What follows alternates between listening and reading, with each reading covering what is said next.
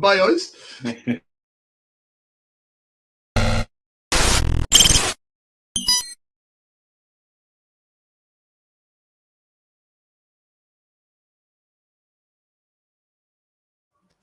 Hello, welcome to the HomeBhoys Live podcast. It is Thursday, the 20th of February. I'm, of course, Joe McKenna.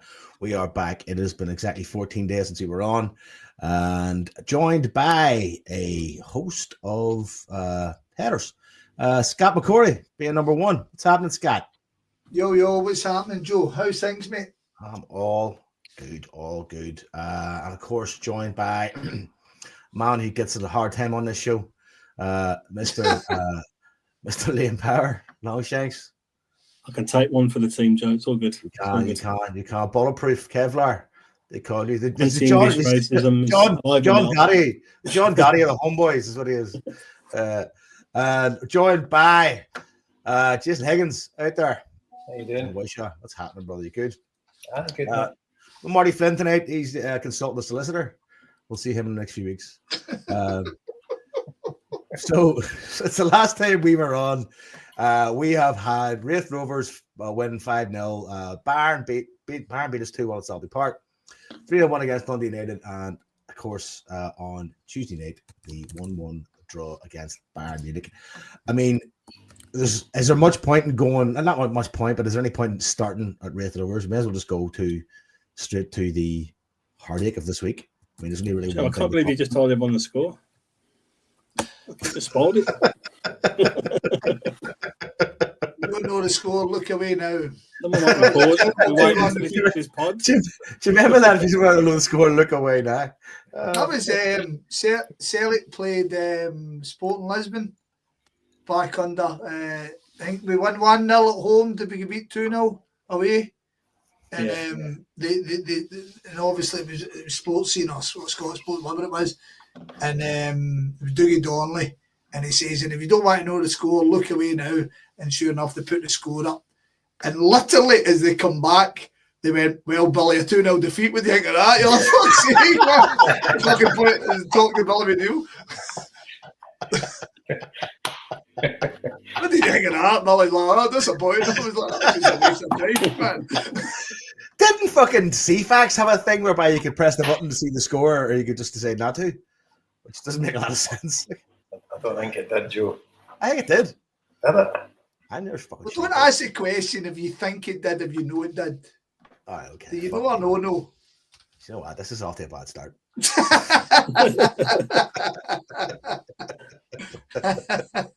What was the point of actually getting on CFAX if you didn't want to know the score? That's what occurred to me there now. A blank screen. Close. Right. So where do you want to start talking? I mean, there's so much to talk about in terms of so much to cover between what's happened with Celtic and the fact that the NFL is now going to come to Glasgow. There's so many things to cover. So I don't really have a list. Scott, you're generally good at this kind of shit. No. You crack on to it because I'm trying to do the sociable things. I've just posted the YouTube and Twitch links. So, I mean, listen, there's no getting around. The main thing we need to talk about is the game on Tuesday because there's no point kind of building up to it because. Well, last week came important as well, you know? Last week. Well, let's just focus on the Bayern, draw, I suppose, the Bayern fucking clash overall. Who wants to start? Obviously, he's all at the game. Aye. Go for it, Liam. Did we not do a pod after last week's home game? No? We haven't done a pod in 14 days. Oh, yeah. I remember you saying that, actually. It's very explicit. I wasn't thinking about the home game. Good one. Back to the home game. Just go right to the away game, then we'll work our way back. Well, I think the only thing to say about the home game was that I thought we were quite cautious in the first half, but understandably so. I think we were just trying to keep ourselves kind of in the game rather than be too gung-ho, which I think at the time made perfect sense. In retrospect, maybe you might look back and think, should we have done something a little bit different? But, it was a game where we had zero luck. We always say before these games, we need to be brilliant. They need to be poor, and we need the luck of the game to go with us. Well, we had zero luck in that first leg in terms of the goal in the first minute ruled out for offside. And I know technically Ida's offside, but he's behind the centre half who's blocking the exact same view for the keeper as Ida is. That's frustrating. We're pretty controlled in the game. Get to half time almost, bar 30 seconds, and then a bit of a wonder strike. It kind of takes the wind out our sails. Second half, the one player on the pitch not going to leave in space for a corner. Harry Kane scores a second, and you're probably fearing the worst there, really, aren't you? I think we're going to get a bit of a tanking. But the last 25 minutes of the game, I thought we were brilliant last week, and unlucky with the penalty decision, not getting that.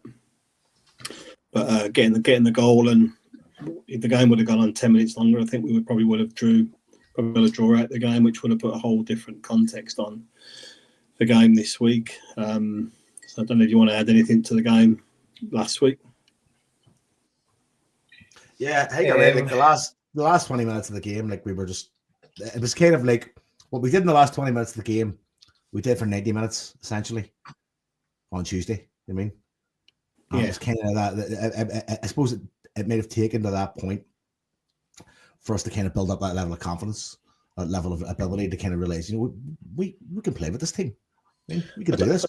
I don't know what changed. I mean, obviously, Ida played the first hour, and I think he deserved to start based on his previous few performances. I don't know if it was just Ida going off and Ida going for the middle, Jota coming on, or whatever, but I can't remember one thing that really changed the game, but we were a different team in that last 20 minutes, particularly, weren't we, last week, 25 minutes?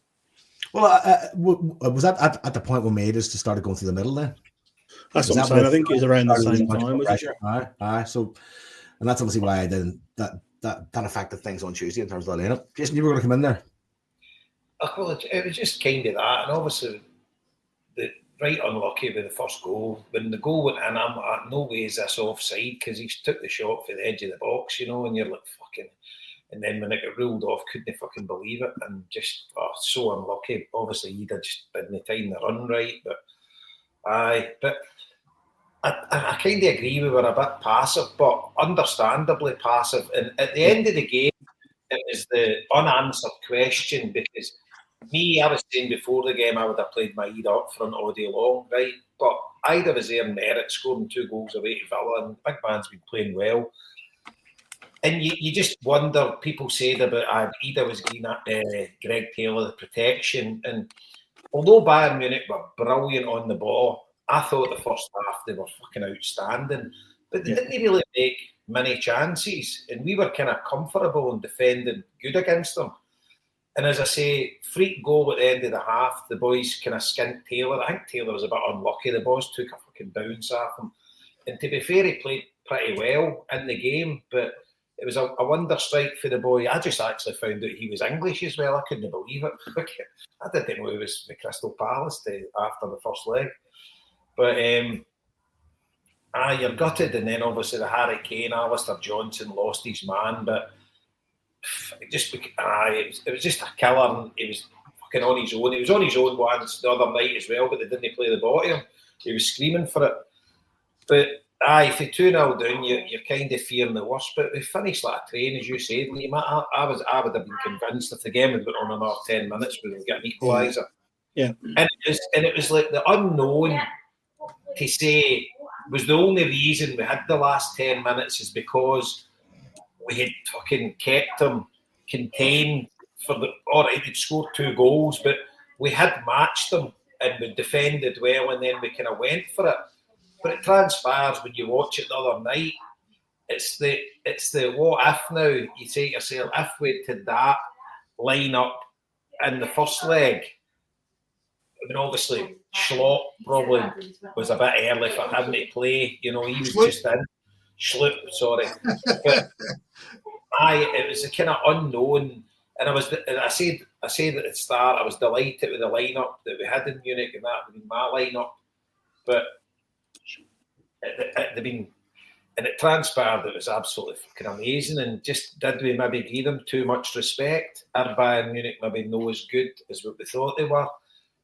I I think they are as good as we thought they were, and I just think Celtic were magnificent the other night. But back to the first leg, it was just what if, because at the end of the game, we deserved a draw, I thought, with the pressure that we put on them at the end, and they seemed to be all over the place. And just an absolute sickener. But we got out the game 2-1, and I was expecting hee-haw for the other night. I was expecting them to absolutely run over the top of us. And what a fucking surprise. And so that's not really anything different for yourself, Liam, for the first leg. Just kind of gutted we didn't go for it a bit more. But I understand why we didn't. You're playing one of the best teams in the world on paper anyway. And we contained them and we kind of matched them. But I thought we were a wee bit apprehensive. But as I say, it's understandable. We'd only played one team like that this season and they beat 7-1. And arguably they're not even as good as Bayern Munich. So it's totally understandable the way Celtic set up in the first leg. But I kind of wish we'd kind of went for a bit more. And that's nothing against Adam Ida. It's just Dyson Maida gives you so much. I mean, he's pressing them for the front. They're not getting the chance to settle in the ball in the midfield. Whereas I thought in the first leg, they were really, really comfortable in the midfield. And they just kept kind of pressing and kind of probing us and trying to get up the park further, which we defended really well. But we were kind of defending deep, and there was a lot of kind of last gasp tackles and stuff like that. But we did limit them to limited amount of chances. But you seen what happened when we had the high press over Munich, way leading from Maida, that they just couldn't settle, and they were kind of all over the place again. So yeah, and I do think, Jason, and I'd be interested in Scott's view as well. But the one, not a weakness of them, but like Harry Kane is world-class striker, no doubt about it. But like, he's not going to go and chase down our no. So, and that's, I know we got a lot of plaudits for the game the other night there, rightly so. But I think we can play that way from the back when you got someone like Harry Kane as a main striker, because he's not going to put the shift in, and it's an easy. You're not going to get pressed in and get caught there. And maybe we showed them a wee bit too much respect. But then you've got to say, looking at Atalanta and other games we played, Brendan Rodgers has definitely taken this team forward massively from a defensive perspective this year in the Champions League, other than Dortmund, really, So you got to give him credit for that. But it's the same reflection, isn't it? And as the total unknown, we could have went for it at home and got absolutely slaughtered. Do you know what I mean? You don't know. It's just the kind of unknown. And the ironic thing is, when we got the goal in Munich the other night, it was when Maida was out on the left and Adamida was up front. That's when we got the goal. It wasn't when Maida was playing through the middle, albeit he was in that position to get the ball to Kuhn. But it was after Adamida had come on the park. So we'd kind of reverted to the way we were playing in the first leg when we actually got the goal. Can I suggest that Schlupp, because Schlupp came on 65 minutes, nearly 70 minutes in the first game? Yeah. And then played obviously on Tuesday as well. Like, he's a big fucking unit of a lad. Like, he can move. He knows how to keep hold of the ball. He can pass the ball. And he's as much as I love Greg Taylor, he's a huge upgrade. Oh, aye. On the face of it, in a couple of games that we've seen him, he looks excellent. I mean, he looked like he belonged against Bayern Munich there the other night. Like, I mean, I know they all did, but he just looked particularly comfortable. He just wasn't phased by it, Joe, was he at all? Do you know what I mean? It was like I've seen this before. I mean, it was like fucking right. He's played the Premier League. I mean, he knows he's got that level in him. I mean, and we saw that when we played Villa, and that's the thing we talked about before the game. The physicality down there is a big distance from what we're used to in Scotland. Do you know what I mean? So you're not always guaranteed that when you're buying players from down there. But even when you look at the likes of Bassey that went to the Huns, do you know what I mean? He's not a great footballer, but he's a fucking specimen, do you know what I mean, in terms of how solid he is and how fit he is and fast and stuff. And that's what you get from the league. It's easier to turn athletes into football players than it is to turn football players into athletes, I mean. And the thing for Schlupp as well, like, he played with Musiala. Do you know what I mean? And he's coming up against him, and he's no faced. He knows It what wasn't he's all about. Musiala, it was Sorry, Elise. Elise, that's what I meant. Sorry, Elise. But so he's playing right against him, and he knows what he's all about. And nothing. I mean, because he scored the worldly in the first leg, and you just say to yourself, "What a player this boy is." But he didn't do much in the second leg, and I don't know if that's the case. He knew his game inside out, and I don't know how long they played together at Crystal Palace, but he didn't seem fazed whatsoever. You know. Yeah. See the goal he scored in the first leg. At the time, I was a bit raging with Taylor, right, because he'd done a few passes straight out of play, the same sort of pass, right. Yeah. But when you look back at it, right, it's probably a bit harsh. It was like he's deliberately took it inside rather than being touch tight to the player, right? And it's a ball from the centre half that's gone 80 yards or whatever.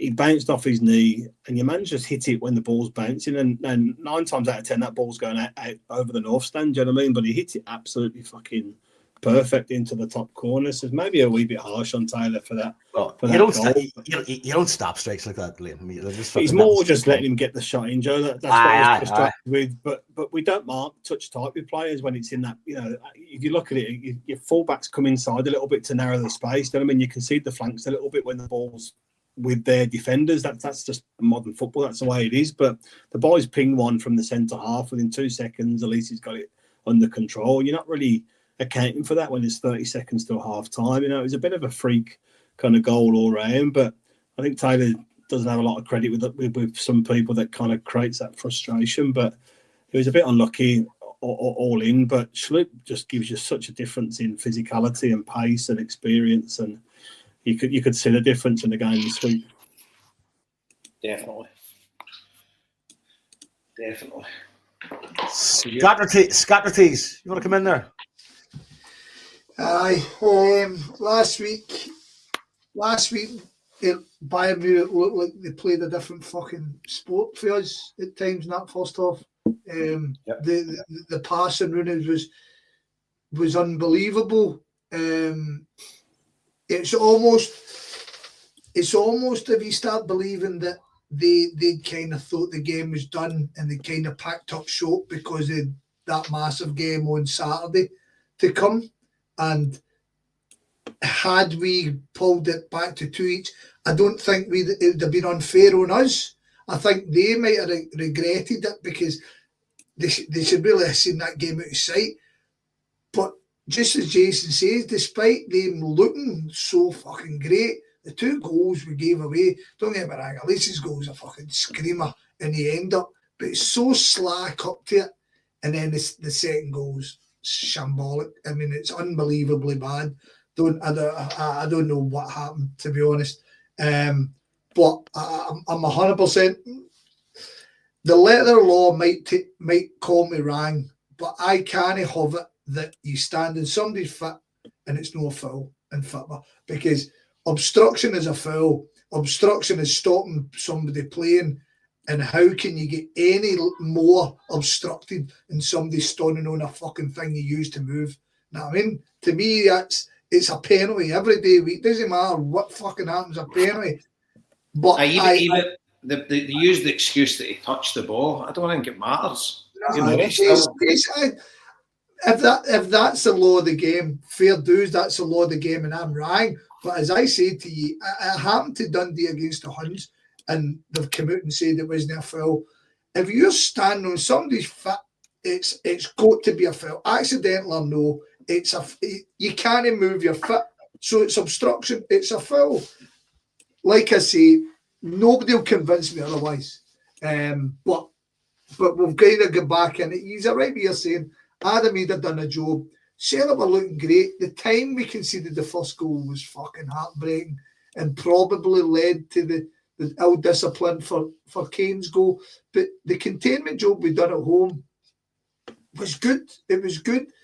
I didn't see the performance. On the back of that, you boys listened to me when I done the BBC thing, and the lassie Connie McLaughlin says to me, does the last 20 minutes give you hope? And I'll be honest and I'll go, no, it didn't. I was still in my head that I was delighted that we were going into the second leg with Son to play, and as I said to anybody who listened to me, if Celtic came out it with credit and without a doing, I'd have been delighted. And what a goal blew me away. And we're going to come to it. But even through that last 20 minutes, even considering, I think we could have dragged a draw out at Celtic Park. What happened the following week, I reiterate, just blew me away. And that's me. Right. Well, have we exercised the hurt then, do you think? Because it's fucking. We haven't even started to get into it yet then. Only lost on the home leg. I know. It's fucking. I don't know whether I want to fucking actually start revisiting these things. Like it was fucking. Listen, you don't want to turn it into a sub story, right? But fucking, like we said there, goal 15 seconds before half time, leaving one of the best strikes in the world unmarked, and then a goal 15 seconds from the end of full time in the return going, like fucking, and then no penalty, offside goal, no Mieda, like all the little things that you just need some of them to go your way. Do you know what I mean? And just fucking no rub of the green, and still were absolutely magnificent to get to where we got to. See, and that's one of the things I suppose that hurts the most, Liam, at times. It's like, see when things just don't drop your way and there's a small margin, it just grates your balls. You're just like, fuck. I mean, but for the fucking, it's tiny at that level, Joe. You know what I mean? It's tiny at that level, and we've suffered from it many times. You know what I mean? But it is tiny really at that level. I don't know. The mount, as I say, the Engels penalty, the foul on Maeda, you know, it's like they're two massive things that should have been dealt with by the referee. I mean, going back to the Engels penalty, he goes to look at the monitor. Big Harry's sitting next to me, and he's Mr. Calculator with odds and stuff like that, and he's like 85% of all times when a referee is looking at a penalty decision, he goes to the monitor, he gives a penalty. Yeah. You know, and we get the fucking one. I mean, it fucking stands in his foot, and he still doesn't give it, and you're just fucking hell. But let's go on to Tuesday night, and we'll fucking get into a fucking massive. Right. Okay. Well. Here's the thing about Tuesday, right? How many of us went in with a certain level of hope? Right? No. See, I don't know if I had hope. All I had was like, you know what? Let's not get fucking pummeled. Then that was the level of the hope. I had plenty of hope, but I didn't have any expectation. But at what point then in the first half did you? Because sometimes, I mean, what Celtic said, I mean, there can be a kind of weak beginning and then a fucking strong rest of the game, or there can be a strong beginning and then things kind of water out, right? So at some point, you're kind of expecting, you know, the performance to kind of either not peter out, but become a wee bit more diluted, and Bayern to come into it a bit more. But that didn't happen. So at what point, like, I mean, I think within the first 15 minutes, I was like, fuck me, they're here to play. I mean, they're here to play, and they've learned how to play against this team. Now, I think Bayern probably weren't at their best, but it's still fucking Bayern. And I just, as the game went on and on and on, I just seen them performing in a way that was calculated. It was calm, it was patient, and this was everything that he's been trying to drill into them without playing from the back and kind of getting the ball in sort of small spaces and then pushing it out again. It's just, it seemed to all really kind of come together in a situation and in a game where the pressure was fucking immense. And it's just, even though the end of the game was an absolute fucking gutter, I was so kind of, I suppose, buffered from the real kind of trauma of it by the fact that I saw something that I didn't expect for a start, and I don't think I've seen before from that particular bunch of players. And it was just fucking, it was astounding. It looked like they belonged at that level. And that's as much of a compliment as you can kind of give any football team. Right. No, I don't disagree with that. It was, when did I kind of start believing? Probably about 25, 30 minutes into the game. Although you're absolutely devastated because we've had three, I don't know if we 4 chances in the first 25 minutes. I think maybe 3. But you're just like, fuck, I can't believe this. I mean, you would have you would have accepted. See if somebody say you're going to have 3 gilt-edged chances in this game here, I would have probably took that at the start of the game. Because you play away at home against a team like that, you're not getting many chances, no normally. And I thought the first 5 minutes were pretty edgy. They had a couple of chances, no great chance, but they looked as if they were up for it the first 5 minutes. I'm like, fuck, this is going to be a long night. And I think Schmeichel made a save or whatever pretty near the start. No, it wasn't like an amazing save, but they looked, and then we just came into it, and then obviously McGregor gets the chance. And I don't know, you think, do you square it to Kuhn? Kuhn wasn't like bearing down in goal. There was 2 defenders near him, but he could have peeled. If McGregor had cut that back, I thought Kuhn would have peeled off and they would have had an empty net. I don't know, but obviously McGregor's confident in his ability, and he's normally really good at getting these shots on target, and he's through, and he's scored a barrel load. But just Jason, see that chance he had, right? See what you said there. I think, see, because how big the goal is and how good the goalkeeper is, right? I think McGregor deliberately tried to put that in the top of the net, rather because the goalie covers a lot of the goal with the size of him. He's not good at saying low to the back post. But I don't think there was much. It'd have to be like pinpoint accuracy sort of thing. I think he was trying to catch the goalie out by going high rather than low. And I couldn't remember what you said there, whether anyone was level with him or kind of even close to him. Kuhn was level with him, but there's 2 defenders near him. Right. But see, actually, you see after the balls went out of play, Kuhn's kind of standing his own in the 6-yarder. Right. I think you're right, Jason, to be honest, mate. Because Upamecano's in front of Kuhn, and Kuhn's no made the lung buster to get level with him. So I think it's a harder pass back.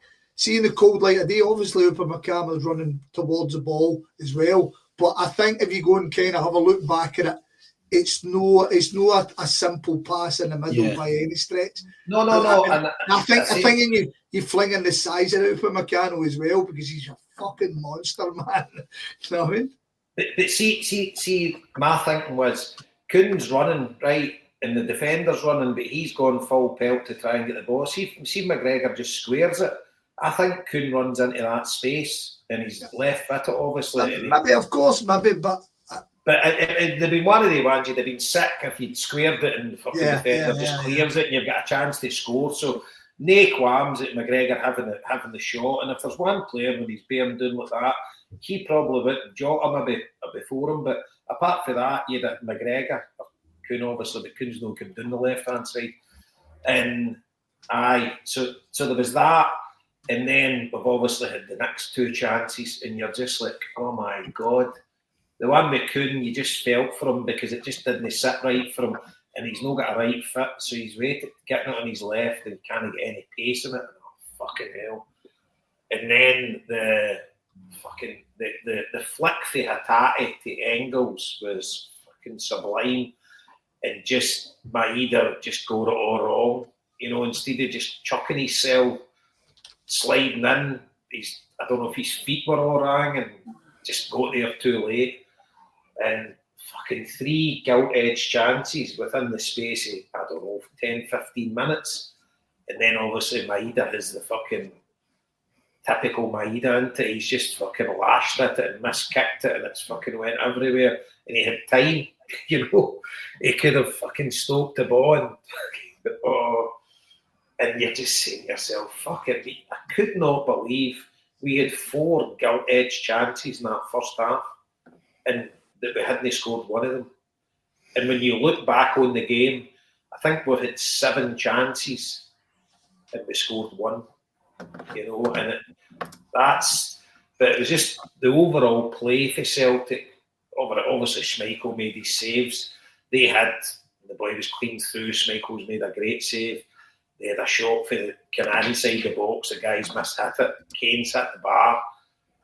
But apart from that, there wasn't like many. You know, I thought we defended well. They had a load of corners. They weren't really coming to anything. We defended fucking brilliant. We had more good chances in the game than them. And to do that away from home against Bayern Munich, fucking incredible. You know, and just the full team was just amazing, man. But devastated. Honestly, Big Casper had a great game as well. Right? He did. He totally did. But it was one of the ones that just sucked the fucking life out of me. I could not believe it. See, at the end, fucking crestfallen. Could not believe it. And just, Do you know what happened? Right? So, see as it got to like 90 minutes, I was kind of going like, I was like, fuck, this is going to go to extra time. I said to Fiona, I said, run across the road there and get a few more beers for me, or a few more ciders. And I swear to God, she would cross the road a little, and as soon as she fucking closed the front door to come back in, she heard me going, fuck! I was like, that was the end of that. That's fucking absolutely distraught. It's just because it didn't seem like it was going to happen. Sometimes it can seem like it's coming, but it just didn't seem it was going to happen. I mean, and again, that would have been technically a win in Germany. You know what I mean? Over the 90 minutes. First ever. And fucking wow. And see the thing, but see in my lifetime, I went to my first European game away in 1990. That's without a doubt the best Celtics ever played away from home in Europe, because we beat Liverpool and Blackburn and that. They were decent teams, but that was the UEFA Cup. We've done well in the Champions League against Juventus, and we get kind of cheated in the last minute. They were a real good side. We did well against AC Milan. But that game, we actually went toe-to-toe. You know, we knocked Barcelona out drawing 0-0, but it was like the fucking Alamo. I mean, that game there, we went toe-to-toe with Bayern Munich and created more chances in the game than them, and kind of controlled large parts of that game. See, apart from the last 20 minutes, we were the better team, if you ask me, for the other 70 minutes in the game. Maybe 5 minutes at the start, they were better. But for the other 65 minutes of the game, if you'd swapped shirts with the two teams, you would have thought we were Bayern Munich. You know, if you couldn't tell the players and you'd swap shirts, you would have actually thought we were Bayern Munich. And just unbelievable performance. And Brendan Rodgers has got to take some amount of credit for that team. He's worked absolute miracles. And see, that puts the ghost of Ange Postecoglou in that to bed for me, because he wouldn't have been capable of that whatsoever. No chance. And I didn't think Brendan Rodgers was capable. I didn't think he was capable of when we got the draw at Atalanta. Because obviously coming back to the Dortmund and you look at his previous spell at Celtic, we just weren't at the races and we're playing away from home in Europe. And it seemed as if he was like fucking pig-headed that he wanted a team to play that way and that was it. But by fuck, he's got them playing the way he wants to do and they're playing it. But I think the lesson here for, suppose, us at this point when it comes to Brendan Rodgers in Europe is that, like, I mean, he hasn't necessarily changed his approach. What he's done is he's managed to get a squad that can play the football he wants to play. Right? And yes, he does have that alchemist touch whereby he can make the average player, 20 to 30% better simply by his, coaching methods or by his managerial methods. But I think what he's dealing with now at Celtic is what he kind of wanted in the beginning, which is like, give me the players that can play the football I want to play, and we will go places. You're possibly right, Joe. It's a good point. Maybe he was trying to implement that his first time around and just didn't have the personnel to do it. But when you've not got the personnel to do it, you need to kind of change your tactics, I think. But isn't that where the kind of arrogance of the manager having his way of playing football becomes a thing? I mean, Ange had that too. Right?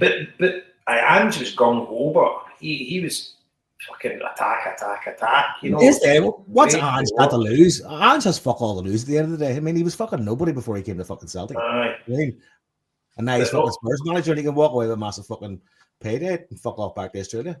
Right? But Rodgers is fucking top draw for me. This is unbelievable stuff. It's like you're actually.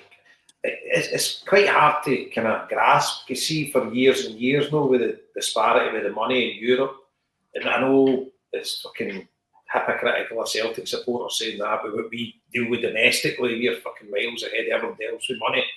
But we're talking about the Champions League stages. We are a mile off, and albeit we still finished 21st out of 24 teams, right? And we didn't qualify. So nothing's fucking changed, really. We got to a knockout, but we still never won a knockout game. And that's no change, but you can definitely see there's some brewing here. Aye. If he gets backed. What you seen was our bench just wasn't good enough. He only made 2 subs. Made one in because he was forced to make it. James McFadden made a really good point on the BBC Scotland podcast. Thank God James McFadden's on that podcast, because otherwise it'd be fucking absolutely. There'd be Paddy Palmer just going, football. So James McFadden made a good point, right? And now it's going into my fucking head. No, that's all. He said not only is it good for Celtic, he said the performance they put in. He said, but you can't fault whatsoever. He said, you've got Cian Tierney coming, right? He said, and other players will be looking at that squad and looking at that team, looking at performance, and looking at what they've done in the Champions League, and they'll say to themselves, I want to play there. I want to play for them. I want to be part of that. Yeah. He said, so, there's a lot to be, there's a lot to grow, I suppose.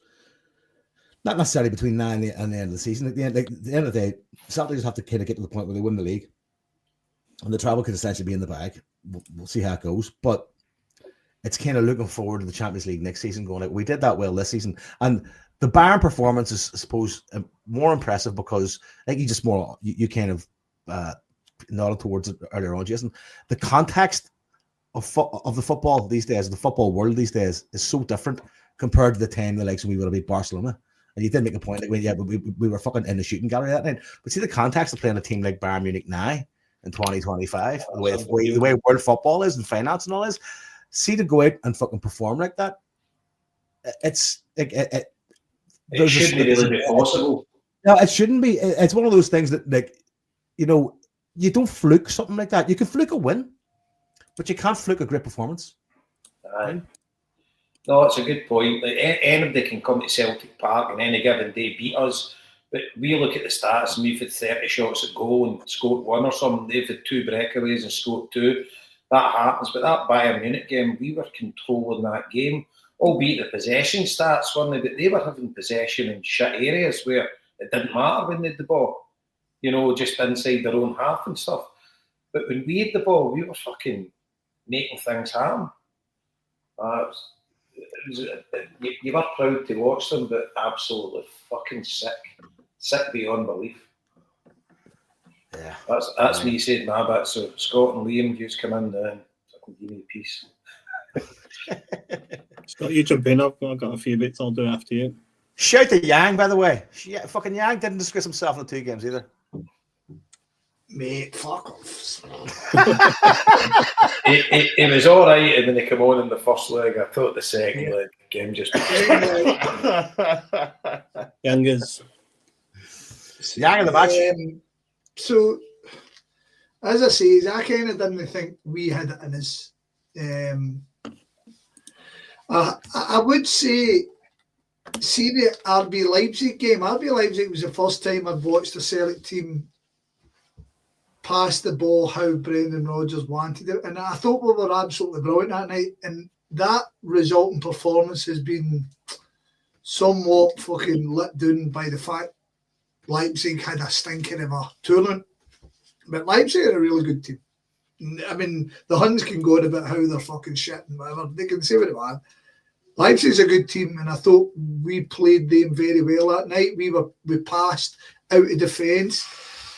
And then we go to Munich, and you're 2-1 down, and to have the early chances, but in fairness, we've seen this story a million times that doesn't go that way in terms of, fuck, you went to Milan, you went 2-0 up. You know what I mean? We've done all this part. We went to Paris, we went 1-0 up. And see, whilst you're devastated or you're raging, you never got the fucking goals, the big chances, you were amazed they kept coming. But there was almost a bit of, see, we scored the notes too early. Like maybe a David Airy fucking Brazil kind of thing. Oh, I don't want to be scoring a new, just make them angry, you know what I mean? And at 9 each off time, I was expecting them to come out and blow us away, but it never happened. and we look really good, and your belief grows and grows and grows in that. You must be the same as me. We've watched teams we've generally never heard of, small teams, relative terms in Europe, come to Celtic Park and come and play there, and they pass the ball around like they're fucking world superstars, and you're kind of going, how can we not do that? I know. And we look like we're doing it. I mean, you remember, I know hindsight showed us to be fucking ignorant fools, but you remember the time Villarreal turned up at Celtic Park and names had fucking really heard of them, and they went ding, ding, ding, ding, and you're like, the fuck is happening here? Do you know what I mean? Well, I remember Scott walking out of the new camp, knocking Barcelona out, and we're saying, we've got Villarreal next, you're fucking dancing. You're dancing, exactly. Aye. Exactly, mate, exactly. And like, I remember Basel being on, even this year, Club Brugge's been the good team that they are. Yeah. But the great thing is, you guys, again, to come back on what you guys said there, under Brendan Rodgers the first time, and Cham was his great white hope, pardon the pun, in terms of he was going to be the guy who was going to have us dictate the ball. He was going to be the guy that, under pressure, would take the ball and make us look like a really good football team. And then Cham had that ability, but it just wasn't, the whole package wasn't there. And because you remember under Brendan Rodgers' first year was exciting, almost counter-attacking football, almost Ange football. And then the second year he wanted to contain the ball. And then we kind of get to him last season where he dropped Hatate for Turnbull because Hatate was losing the ball too much. So to get to that point the other night where it was a proper game of football, it wasn't because Bayern Munich were having a shit season. Or, like, do you remember the Huns beat Borussia Dortmund and the Huns keep going, fuck me, we beat Borussia Dortmund, what a team we are. And I watched Borussia Dortmund, I'm going, Borussia Dortmund are stinking in it. We're really stinking, that I mean. Bayern Munich, they're no the great Bayern Munich of old. Are they going to win this? I doubt it. But it's still Bayern Munich, and it still showed, and we competed. So the goal was wild. I was fucking jumping. You know, you're same as all you, jumping about the house. It's unbelievable. We've took advantage of bad defensive play, but we've put pressure on them to make bad defensive play. Do you know what I mean? So we deserve a lot of kudos there. As you guys said, I mean, when's the last time you felt that fucking horrendous in a European game? Is it Seville? I was thinking, remember when we played Barcelona and we gave them a right good game, we could beat 2-1. Alba scored the last kick of the ball. I was thinking maybe that one, but good check. But I don't know. My feelings are all flying about the shop because there is a bit of me that kind of goes, did we miss a sniff in the first leg? Do you know what I mean? Because the point of the matter is, Bayern Munich, for the second time in my lifetime, we're celebrating drawing with Celtic.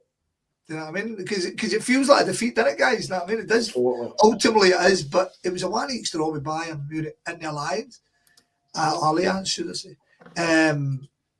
The thing that stopped me kind of going fucking gung-ho in it is we're all long in the tooth, and we've all seen Celtic stand still, often go back the way. I can't see it this time, but the next step is going to be fucking hugely interesting, isn't it? Because, you know what I mean, it's, I know I'm kind of floating about the shop here, but I'm a bit hesitant to kind of go fucking mental. I don't. Joe likes to bring it up. Remember the fucking Real Madrid game when we in that tournament we had them. We thought we were kicking on the next year, and it never really happened. But to get back to the fucking point, bringing guys, they're bringing. See when they brought Sani off the bench, I've got to admit my heart sank. I was like, fuck me, man. Come on. I mean, like, every one of their players is a fucking physical oddity, man. I mean, everyone was 6'4", built like a brick shit who's fucking, bet they smell of perfume, every one of them. Fucking, and we're bringing Joe, and I don't mean to be snide about Yang, but we're bringing Yang off the bench, and Yang's losing the ball every time. Do you know what I mean? He gave everything. That's all I expect him to do. You're right, he had a decent first. Is there something in you? Probably. I think anybody who plays for Celtic needs an element of respect that they're a fucking very good standard football player. But somewhat similar. Do you remember we played Lazio last year and they brought Pedro off the bench? A fucking World Cup, a guy who's won everything and he wins him a game.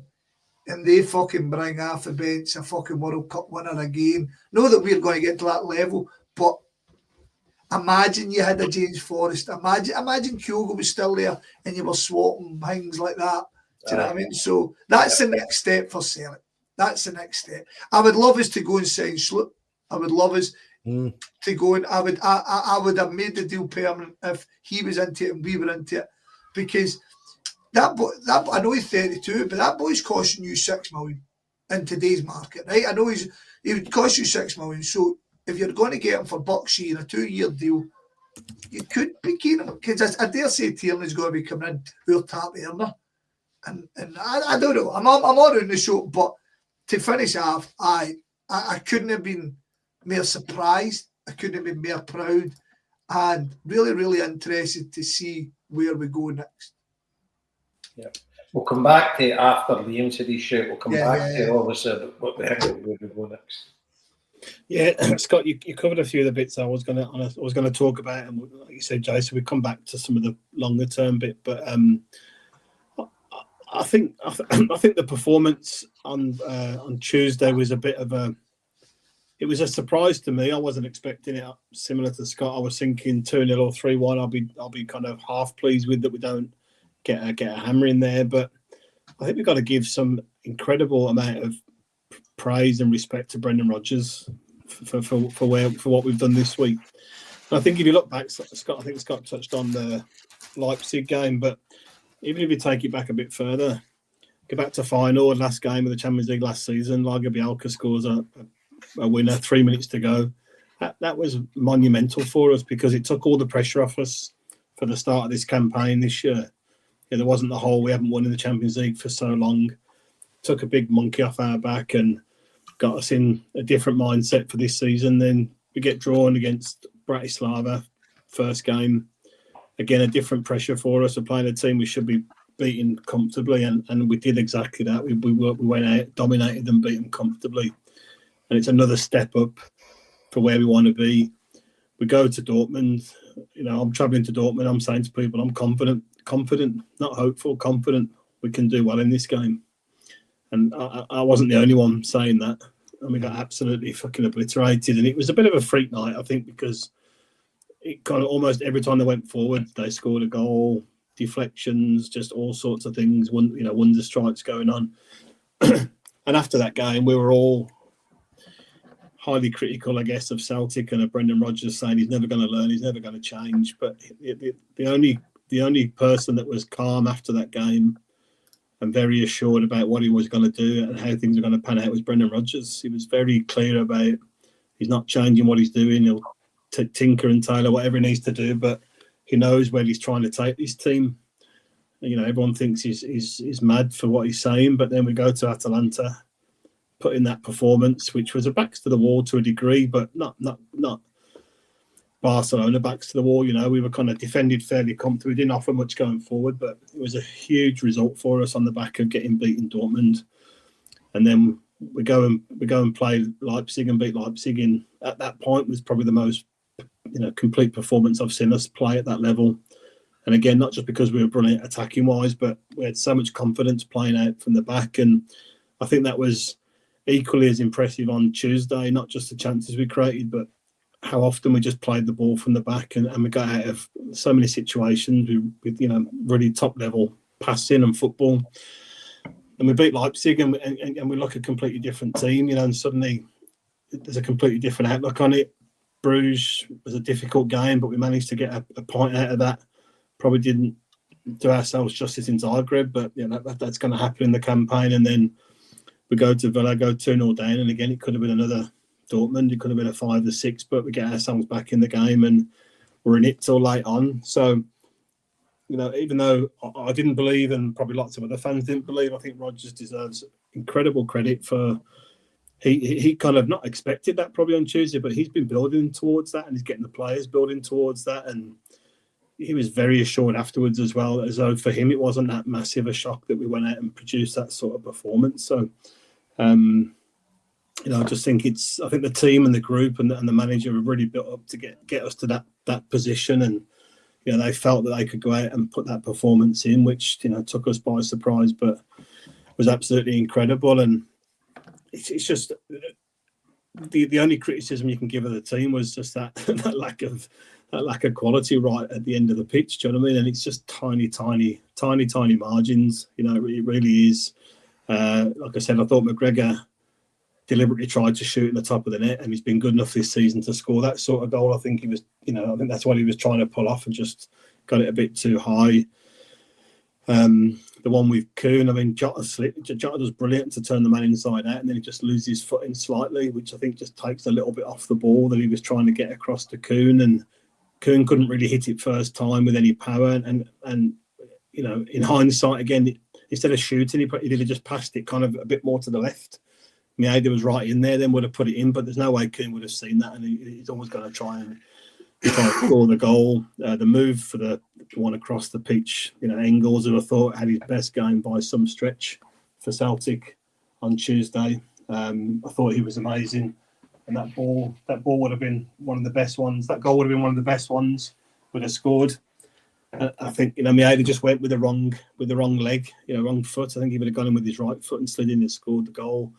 But just again fractions, and then the next one where we win the ball and he gets given the ball in front of goal. I think that was the kind of most frustrating one, because I think if he just lays that back to Kuhn, that's a massive chance for us. And I could see what he was trying to do. Mieda trying to just catch him kind of off guard, but I think a bit of composure. He could have either just turned and run it in and scored, or give it back to Kuhn. But to create that level of chances in a place like Bayern was just, it's out of this world for us. And we were saying earlier, at what point do you start to believe something's going to happen?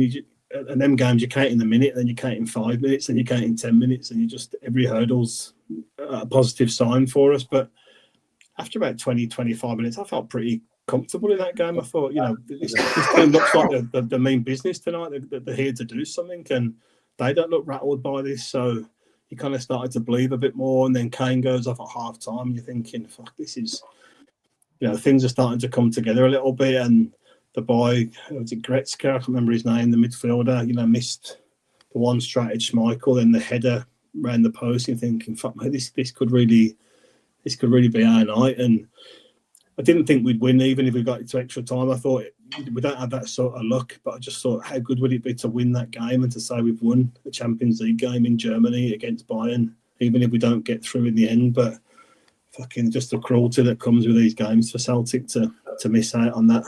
What about the Maeda header as well after the 1-0 up? And I said to you, I didn't think he could get much more on that. I'm not sure whether I'm right there, Joe. So maybe he could have done it. Felt like he just got to it in the end, but I don't know. But he's so unlucky that he's headed it straight at the keeper.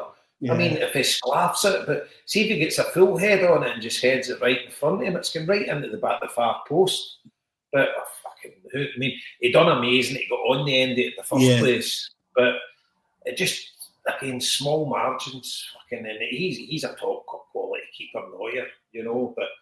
Did the ball not bounce before he headed it? Bounced before he headed it. That's what I was trying to say. I think it's hard to get the same amount of power on it when it's going to hit the deck first. And I thought it was still coming fast. Yeah, it's came to the cross. It's not like bouncing straight up. It's coming at speed, and it's bounced. But I don't know. It's a killer. Yeah, it is. But like I say, I think the team and the manager built up to that performance and that opportunity, and I think they were ready for that. And I think the manager's delivered on what he's promised. The players have delivered. I think the club and the board have kind of half delivered on, or maybe a bit more than that in terms of the players that we brought in, the money that we're spending. But again, without going back and not being negative, we talked last time about Kyogo leaving, not replacing him. If you replace Kyogo or if you keep him and don't sell him, then Yang's not that fifth attacker coming on, it's Jota or it's Eder or it's someone else of that ability. I think the argument to keep him and no selling him was out the window. He was wanting. Yeah, well, that's fine, fair enough. But what I mean is, if you replace him with like for like or similar, then Yang's not your fifth attacker coming on. It's it's the new person or Jota or Eder or whatever, and it's just that little bit of extra help that we need at that level. But another side of the coin, they didn't. It's not like for like replacement. You got Jota, you lost him and you got Jota, and they got Schlupp in, who's a fucking quality player. So Jota's not a replacement for Kirby. We've got him as the same deal, but that's not the same thing I'm talking about. I never say it's a like for like replacement. I say he replaced Kyogo. Obviously, we lost one, we got one in, but it wasn't a like for like replacement. He's obviously not centre forward, but. You got to give the board credit, and I'm not a fucking board apologist here, but you got to give them credit for getting Jota back in the building. 100%, yeah. And I think, I don't know, but I probably think we wouldn't have got Jota back if Kyogo wasn't going to Rennes. Yeah, it's a fair point, mate. It's possible, but assuming that's not the case, then if we replaced him, just gives you a wee bit. Might not have made any difference, at the end of the day, but it's just we need that little bit of help. The bit that with 4 possible players to come off the bench, and you're talking about Liam Scales, you could have maybe brought him on just to defend for the last 20 minutes. Do you know what I mean? To try and get it over the line, but you're not bringing him on to try and get a goal. You've got Yang, you've got Luke McCown, and you've got Eder. That was basically your bench, and it's at that level. When you look at their bringing off the bench, Celtic need to get the chequebook out in the summer if we want to start competing against. Well, we're competing, but to give us a fighting chance to get some. And as I say, there's no guarantees. They could play a lot better, and they could wipe the floor with us because we're still not at the level of those guys. But you can't say that was a fluke performance because we controlled that game for 60 minutes. That takes some doing. I've watched Celtic for 53 years, and I've never seen a Celtic team doing that in Munich. Even with the great team under Martin O'Neill, we lost 2-1 with Thompson scoring, and we played well, but it was coming, and I mean, you look at the players we had with Larsson and things like that, and we're so close to winning the UEFA Cup. We had a team that went on the following year to win the Champions League, so we had top quality players. But that team shone in the UEFA Cup, no in the Champions League, which I believe they could have done some in the Champions League. We were unlucky 9 points one season and they went out, but that team could have done some in the Champions League. I do believe that. But this team doesn't have the kind of level they play when you actually look at the state of worldwide football. We guys like top level players back then, that would have got a game with most teams. But nowadays, the top players are totally out of our fucking stratosphere unless we can get them young and sell them on, and then they become top players. But we're not signing any top players. Players that Bayern Munich are getting out and signing. We're not even in the same market as they guys. So, and I think that's where we come to the where do we go from here? Do you know what I mean? We've never been in a better position, squad-wise, manager-wise, finance-wise. But you've always got that niggle at the back of your mind. And again, harping back to the Kyogo replacement thing, there's never been a better time to say to Brendan Rodgers, "Here's your contract. You fill in the numbers yourself, sign it." Get me Ada signed up and just go and just push that boat a little bit more at the right time now from a position of strength. Well, I think we've got to do it. And to give the board credit, we've got Tierney coming in who could be the best player at the club, arguably, and he's signed and sealed. Well, we're off to a flyer straight away. Yeah, of course. They've got to kind of produce the goods now, and I think their number one priority is getting Brendan Rodgers. 100%. That's. I was just going to say, how wisely do you use this money? Well, he's worth his weight in gold to us. Yeah. You know, because if he was to leave, or he's got 1 year left, his deal, so I would be pretty confident we've got him for at least another year. But the teams take note of Celtic, even though we only got to the last 16. And I know for us, we've never seen it, but does that send shockwaves around world football? I don't really think so. I don't know about world football, but it definitely makes people sit up and kind of go, fuck. I mean, it's something. I suppose you'd have to have seen the performance on Tuesday to kind of sort of bookend your entire experience of how it's been. I mean, overall, over the whole course, yeah, Dortmund was a fucking shit show. But see, since Dortmund, it has been a completely different thing. Oh, definitely. I mean, it burned, man. Like we came from behind to beat Leipzig at home. You know what I mean? Leipzig were 1-0 up. So things like that there, and then like to top it off with a performance, and yes, ultimately a defeat, but again, a 90-minute draw against Bayern Munich, who fucking could go on and win this fucking thing essentially. See, the way I look at it, right, it's going to sound a bit stupid, but like we've got more money than we can use, right? And that sounds stupid. And what I mean by that is, right, we don't need 10 players here, right? And we're not going to spend £30 million on a player or 3 players for 90 million, right? We've got a ring-fenced amount of money we can spend because players over a certain category would never afford the wages of them, and we don't need lots of players. So this just needs really 2 or 3, 2 or 3 players of Engels quality, of that level, Jotta's, Carter, because we just need 2 or 3 more of them to come in and hopefully not lose any, if many at all, and that's maybe an outlay of 30 million odd, but we've made that from the competition alone this season before anything else. Yeah, so what you're talking about, we need a left back. So we've got Tierney, but by all accounts, Taylor's going to leave and Schlupp hasn't signed. So you need, whether it's Schlupp or no, you need a left back, you need a centre forward, you potentially need another winger, and do you think you would look at another midfielder? Well, I think that depends on who stays. I mean, do you see Heartache hanging around? Well, this is it, and this the thing is as well, right? You've got Maeda there. Surely to God, teams in Europe are looking at him. Well, here, see if you watch just for this fucking clip alone. See that goal we scored against Bayern on Tuesday, right? See when you watch that clip of that goal, right? He wins the ball, and the fucking pace that he gets to the ball is just it's unbelievable, right? And you're talking about like a rapid defense that he's up against, like a really fast, quick, and physical defense he's up against.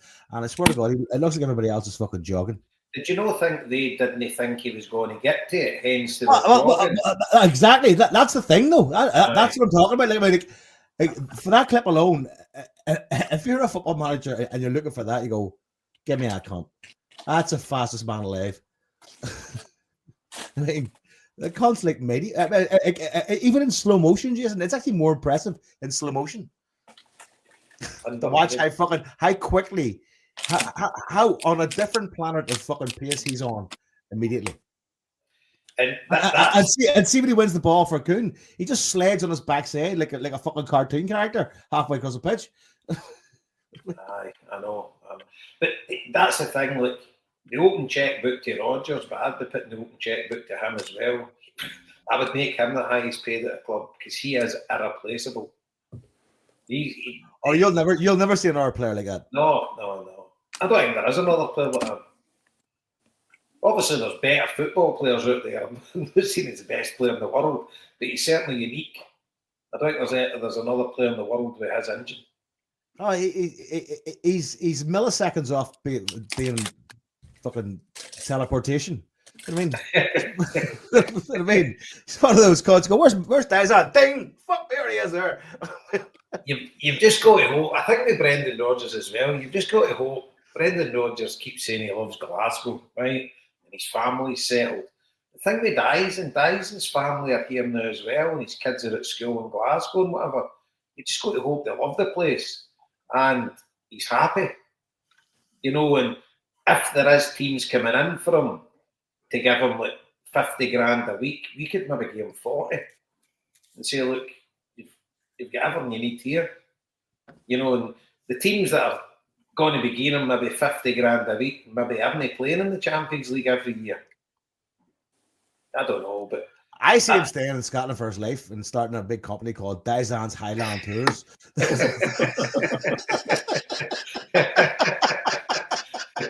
they wouldn't have any shortage of customers. They're fucking flocking. You're a billionaire. I think he's just got to run around the Highlands, Joe. Is that what he's going to do? Well, that's a thing. It'll be a rickshaw. Fucking him trailing a fucking bus like fucking 52-seater rickshaw. Oh my god! And you know, you reminded me, Jason, saying about that. See the goal we scored in the home game. See if you look at it again and see where Maeda started from. Unbelievable. He was behind the back post with 3 defenders in front of him. I know. He ran round all 3 of them to be there in that position to get that goal. He's incredible. And all right, he sclaffed the one when he's had the chance, and he's no good to the one on the back post, right? So he's obviously got that bit in his game as well, right? We know he's no prolific. He'll get you plenty of goals, right? But he'll also make an arse of a few. But I must admit, see, lately he's cut down on his mistakes. 100%. He's definitely get better. He's 100%. definitely making the right moves. You know, his positional sense and his runs and that's always been amazing. But with the ball at his feet, he's certainly a lot better. He's fucking 50% better than he was this time last year. And see the way he tried to chip the keeper there? I think he actually believed he could do that. Like, he was confident enough to try that one, rather than being a bit like maybe not thinking it through. I think he's in that sort of form. He thought he could do it. And he's mishit it. See again, he's fucking mishit it. I've just checked the chat there. I'll plonk it. My mate Paul, he lives in Australia. You know, I sent him a package here last week. We've got a load of t-shirts. He's at work now in Australia. He says, hail, Jay, we're listening away at work. All right, Punky babes. Yeah, Punky. You mind yourself. Aye, but it's... so, I think Celtic should be throwing the kitchen sink at him to keep him. And just pray that he's happy and just loves life here and he wants to stay. But you've got to think there's got to be a ton of teams out there saying, fucking sign him up. There must be. But do you know what? I firmly believe you. There must be, right? Because if you're a football manager looking at him, like, even if you're not buying him for his fucking football prowess, right? You're buying him for the athletic side of it. Everything's a positive. Like, everything about him's a positive. There's no downside to signing the guy. Was it not the Champions League stats for the past? I don't know how many games it was, but he ran more yards than anybody in one full round of fixtures. See, and over the 2 weeks he was second in the next round of fixtures. Like, it's unbelievable. His stats are just fucking wild. Absolutely off the scale. I love the fact that he seems to cover every distance at the same speed.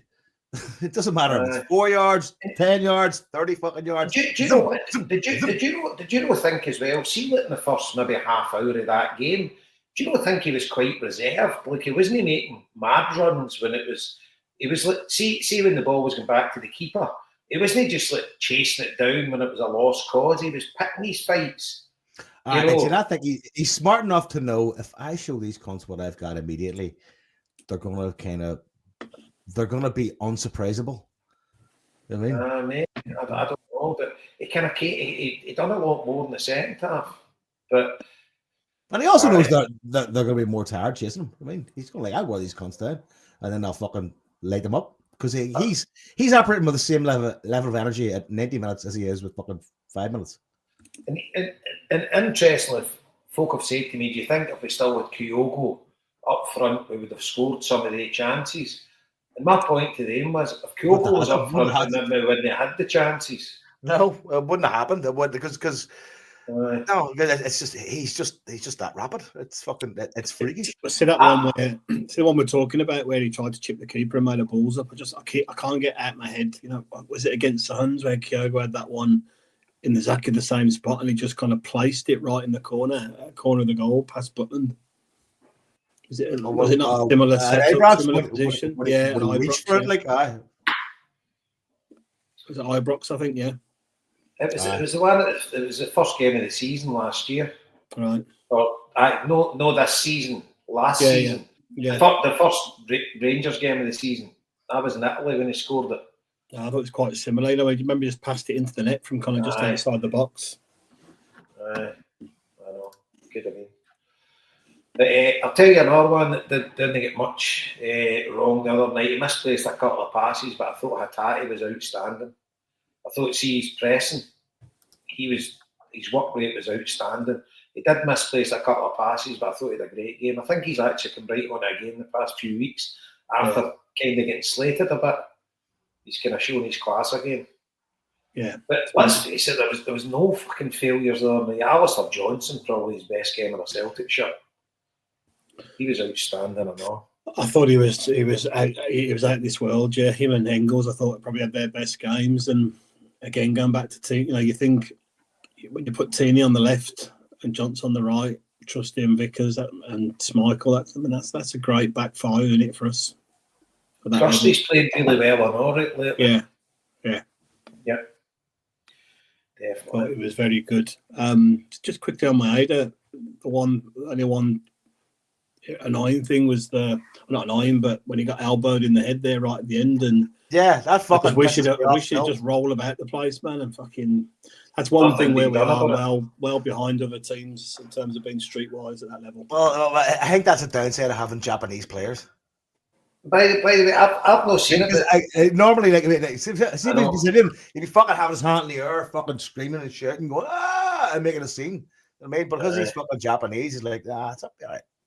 Well, I've not seen this bit myself, but seemingly the defender yanked him to his feet. He kind of elbowed him, fucking kind of backslapped him with his arm, essentially. No, I'm talking about once he was in the deck. No, he pulled him up. He tried to pull him up. Aye.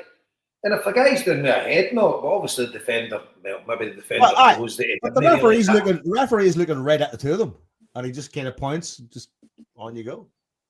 I wouldn't say yanked him up, but he was clever enough to lift him. I mean, the defender's about 4 times the size of him, do you know what I mean? But he just kind of, he helped him up, shall we say. It says the defender, he could have thrown him on the stand. Nobody knows. The game should have been stopped with a head knock.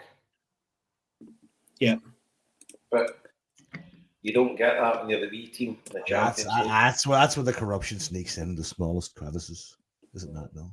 That's what we're saying. If he'd have rolled himself around and made a big deal out of it, and I know it's cheating to a degree, but everyone else does it. We suffer enough from it. Kick your legs out and fucking fake a fucking seizure. Fucking let's go. I know. Exactly. How about Scott? Scott, what do you think, mate? Scott's still there. He's gone for a kip. What my comment on the Maida thing? Anything you want, Scott. Anything you want. That's the kind of clued in analysis we're looking for here. No, well, you did talk about quite a fucking lot there. You can just say here's 18 subjects. What do you think? Aye, fucking. So I'm with you, fellas. Are you specifically talking about Maida thing? It's a foul, and if it's not a foul, he should stop the play. Plain and simple. And Maida, fair dues, a big boy, but we should have been running the fucking. Imagine Atletico Madrid. Hanging would have been your man, but Simeone would have been on the pitch. Fuck's sake, we've got to be wiser. We've known about this. We've known about all these things. We moan about them. We've got to be wiser. We've got to be. See the thing is, KT's coming back. KT's coming back. He's an expert. And KT was a fucking. We sat at the back of that fucking stand. You could hear KT when he was doing.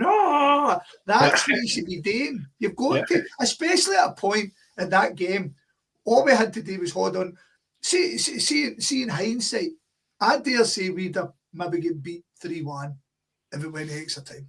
Aye. Because Wouldn't have been beyond the realms of possibility. we looked done in. They brought on Coleman, fucking Sani. And Muller. They Muller look come on like as well? they had the energy. What? Did Muller come on as well or no? Was that the first game? Muller come on just as after the goal. So they're bringing off these guys, and Tommy Muller's always one for a fucking stinking goal to bounce off his face. But no, we've just got to be wiser. We've got to be wiser and all this, know what I mean? Because that's just the fucking way it is. It just really is. I know. Again, a bee's dick away from between triumph and trauma. So what do we think, right? What's our honest opinions, right? Come the close season, right? We're taking it that Brendan Rodgers is going to be here minimum 1 more year, right? So we've got a Champions League qualifier, and I've not got them at hand, but I think there's 5 possible opponents we'll have. And is Mould up? No, I'll find him. Aye, they've been circulating about. Bratislava was one.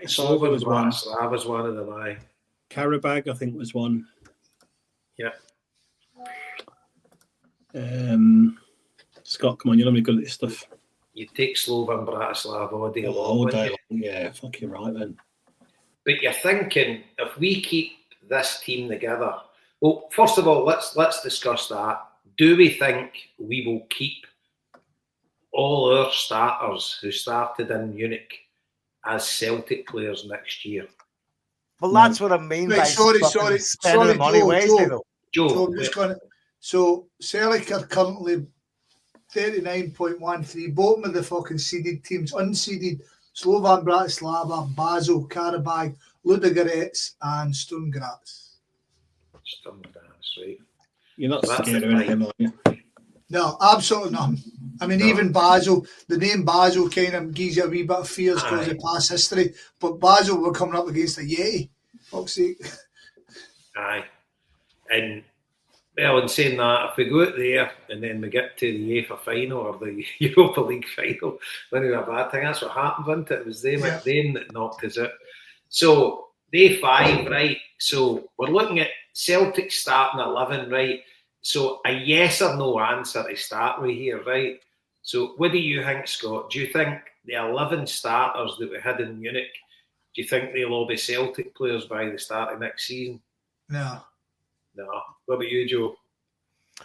No. But yes or no, that's it. Liam? No, but a caveat is like... no caveats, Conto. Fucking hell. Right. Liam? No, we'll lose 2 of them.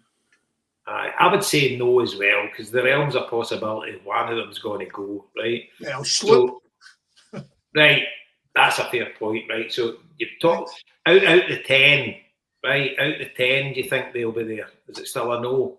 Still a no. Aye, no, we all still a no. Yeah, no. Yeah. So the next thing is, out of all the players, who do we think is the likeliest to leave?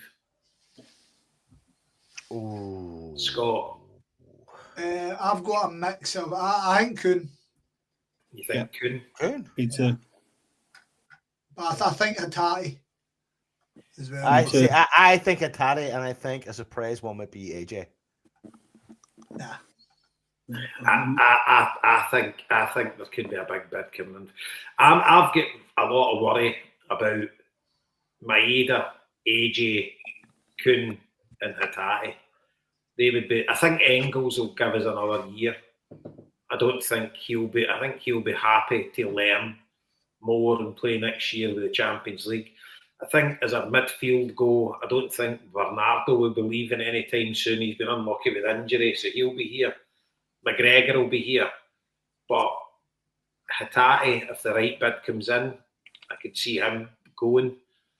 Maeda, I think we could have a worldly bid in for him that they'll just won't say no to, which would be fucking absolutely devastating. And AJ, I could see a bid coming in for him. Definitely. So that would be, say you were to lose 2 out of the 3, that's a big rebuilding job you've got next year, because you're needing a centre forward, you're going to need a midfield, a couple of midfielders maybe, a fullback, you know, and a winger. So then for the position of strength we're in at the minute, because I think it's silly to think they guys are all going to stay, you know.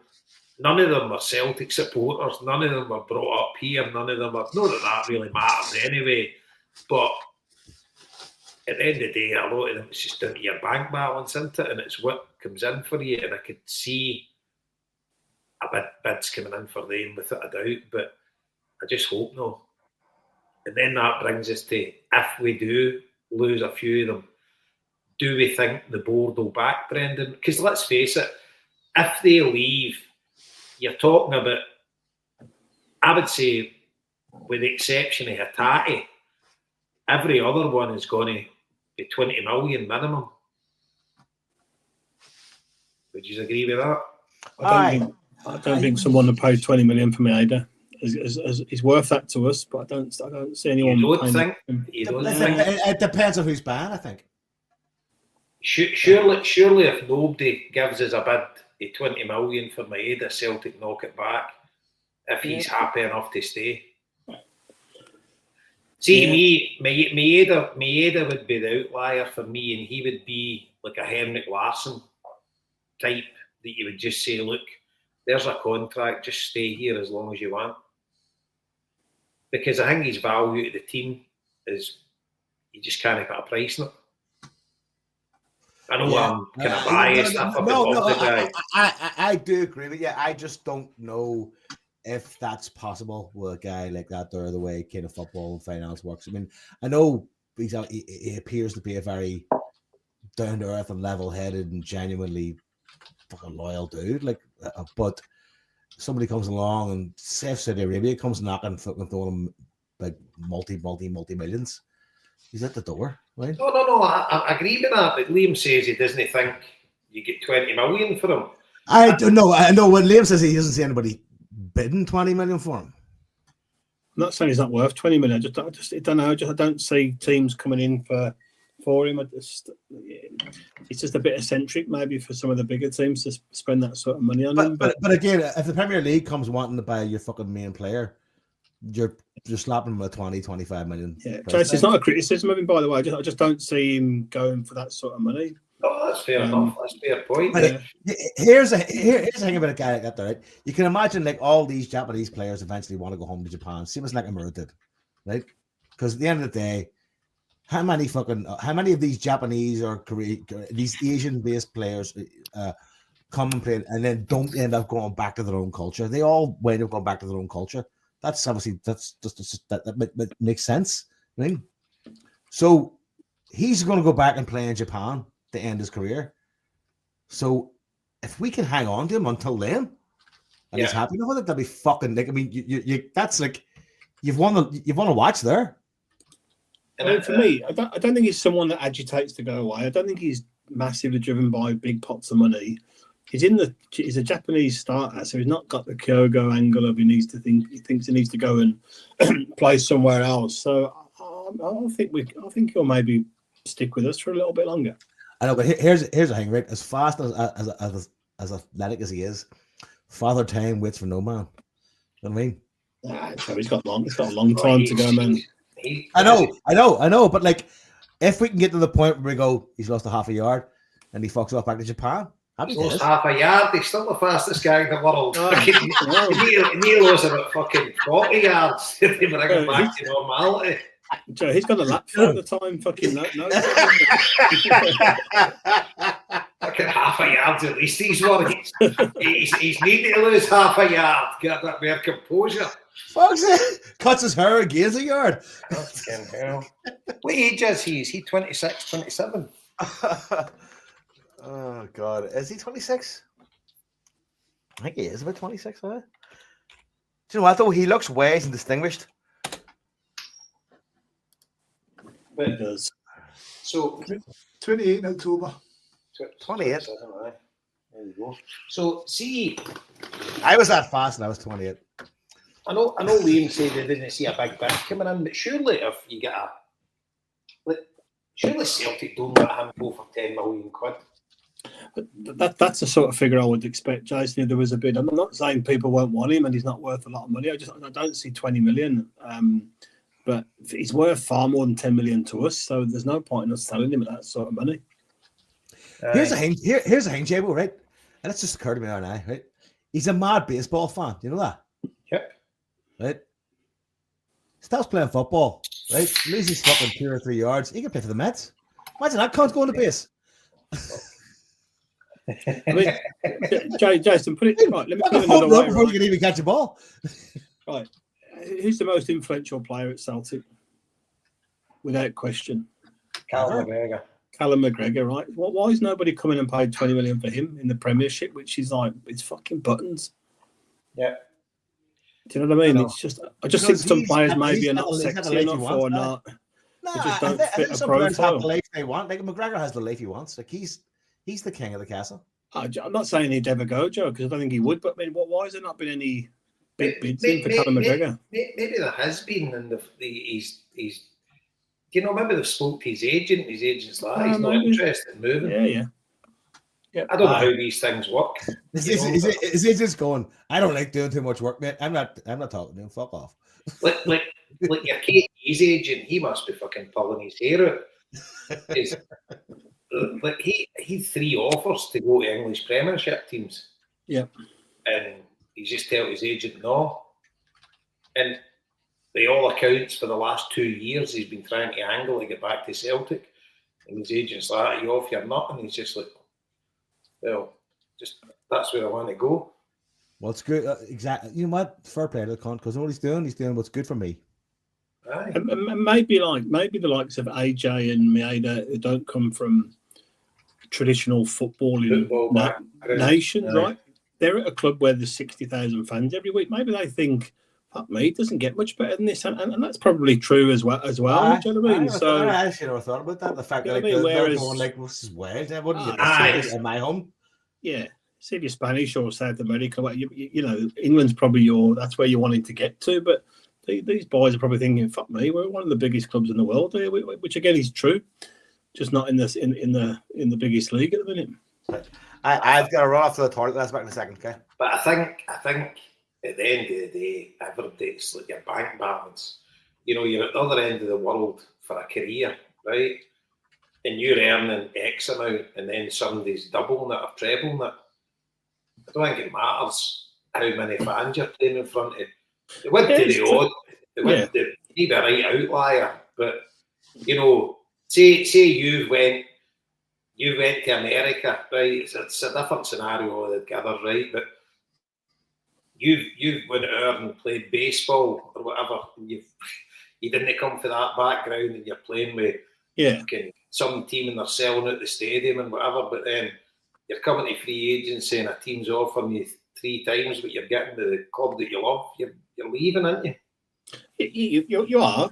I mean, I wonder what sort of money Kyogo and Maeda and Heartache were earning in Japan before they come to Celtic.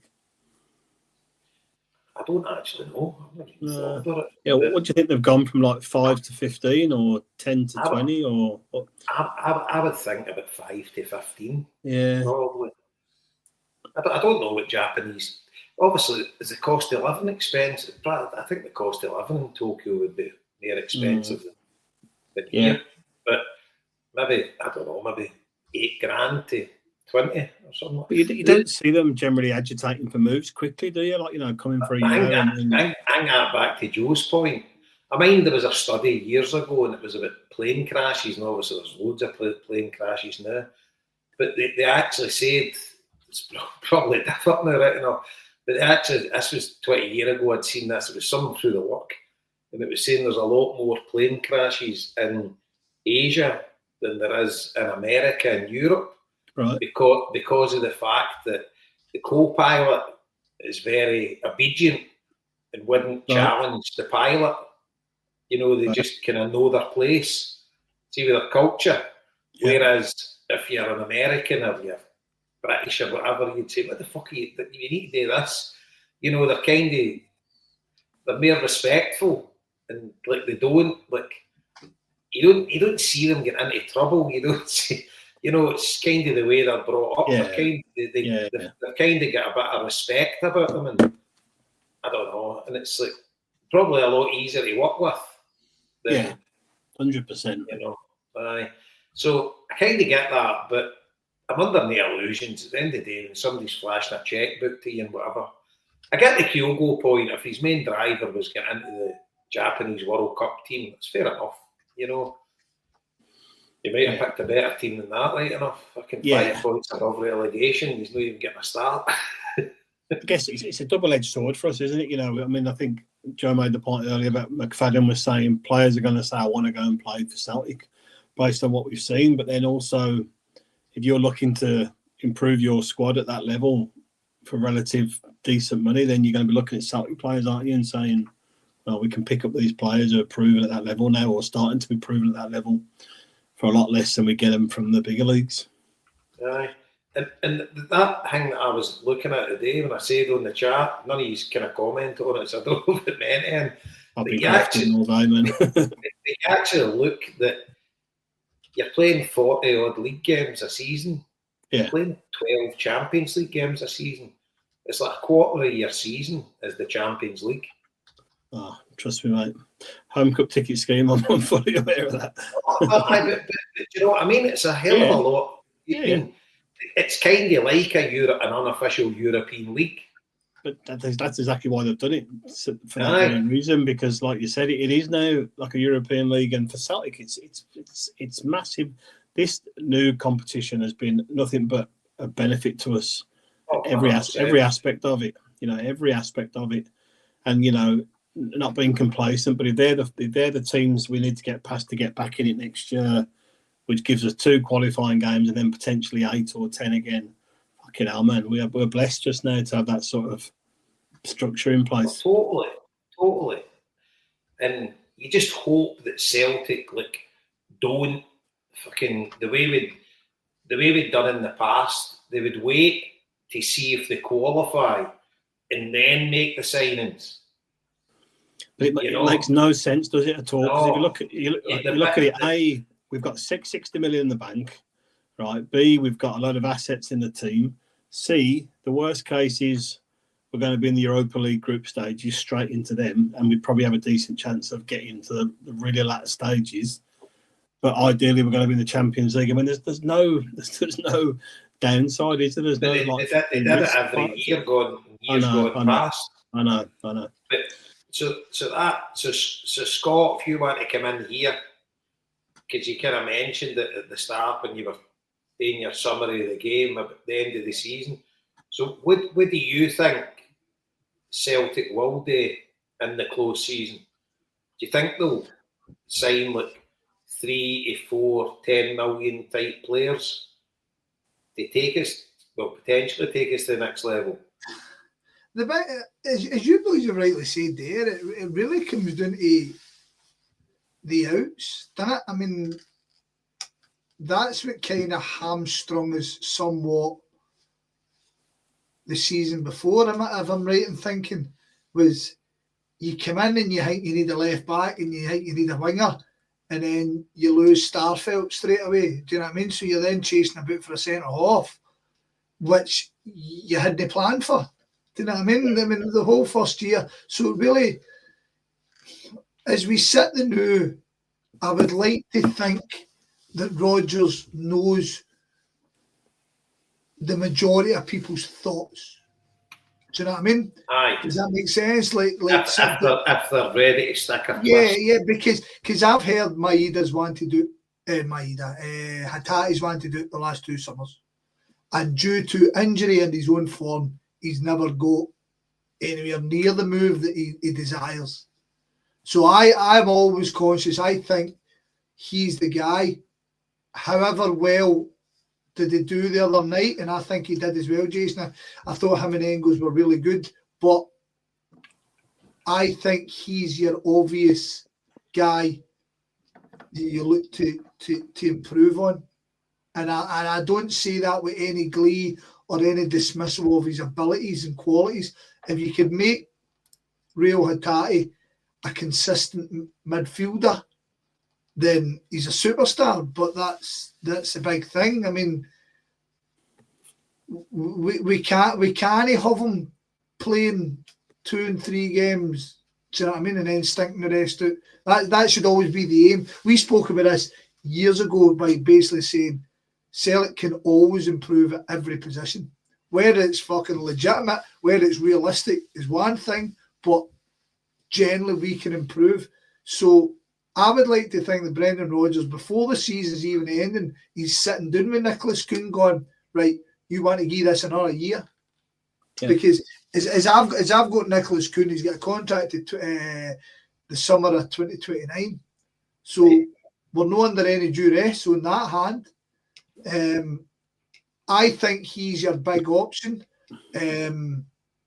Celtic Football Club have often, we know the ins and outs. I mean, Kieran Tierney basically pushed out the door, do you know?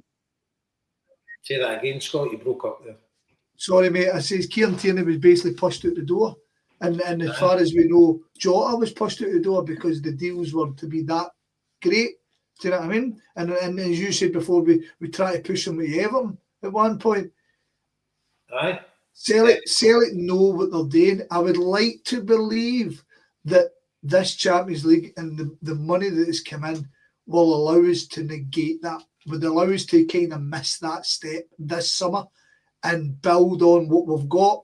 But you guys have covered it in depth. There's no point fucking, as soon as fucking somebody turns up and goes, I'll give you 8. Because you've got guys sitting on the bench, no kicking a ball, earning 80, 90 grand. I mean, look at Kieran Tierney, man, for example. They got KT sitting on the bench, no kicking a ball, and he's earning fucking an obscene amount of money. Do you know what I mean? So a single minute, has he, since fucking the transfer deadline? Since that window, aye. So I mean, you're legitimately talking about. I mean, it's probably, again, what you said, it's probably Dundee United or Dundee sitting going, look at fucking Celtic. They've got fucking Luke McCowan sitting on the bench and he's no doing nothing. I don't think I brought it up to kind of go on a wee tangent to come back. It was funny how much I was going after one about Bayern Munich the day after we played them at home, and I was like, fuck me, you could have flung another ball in, they were that good. But see, on the Monday before that game, I'd been watching a Raith Rovers podcast, and they were talking about the game they played against us, and it was quite mad listening to these guys. So one guy was saying, I've never seen Callum McGregor in the flesh. That's the first time I've watched him in the flesh. What a football player this guy is. He says, what a football. He says, it was a joy to be sitting in the stadium watching a player good, right? Then he started going on about Tony Ralston. Another guy, he's like, by the way, see these Scotland fans who say Tony Ralston's shit? Well, the standard that their team must be brilliant because Tony Ralston was amazing. And these boys were sitting, and don't get me wrong, that they're usual that we could be a soulless entity, unlike the great fucking community club there, right? And that's fair dues. But in terms of our team, they were sitting going, fuck me, they're good, man. And it was quite mad listening to that, considering we generally listen to Dundee United fans, Dundee fans going, cheating Celtic, feeding bastards and all that. I mean, it was kind of mad to hear another team just appreciate, and in the same way that we would appreciate Bayern Munich and the likes. I thought that was funny. But to get back to your point, sorry for the tangent there. No, Nicholas Kuhn's the one I'm concerned about.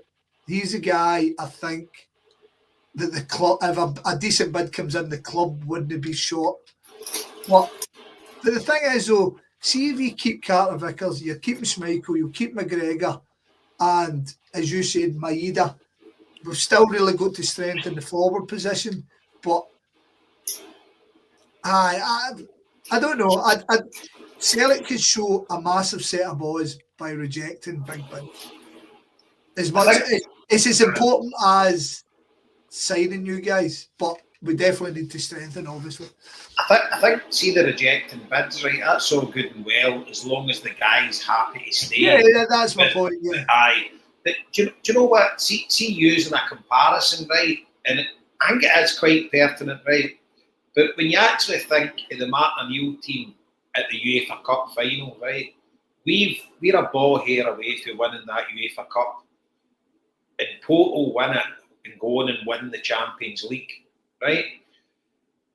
We had no money in the bank then, and we were paying out fortunes.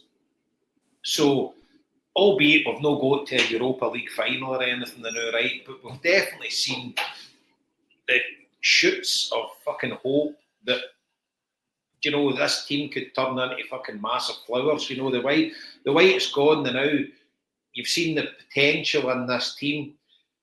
Now, Celtic's sitting with a pot full of money.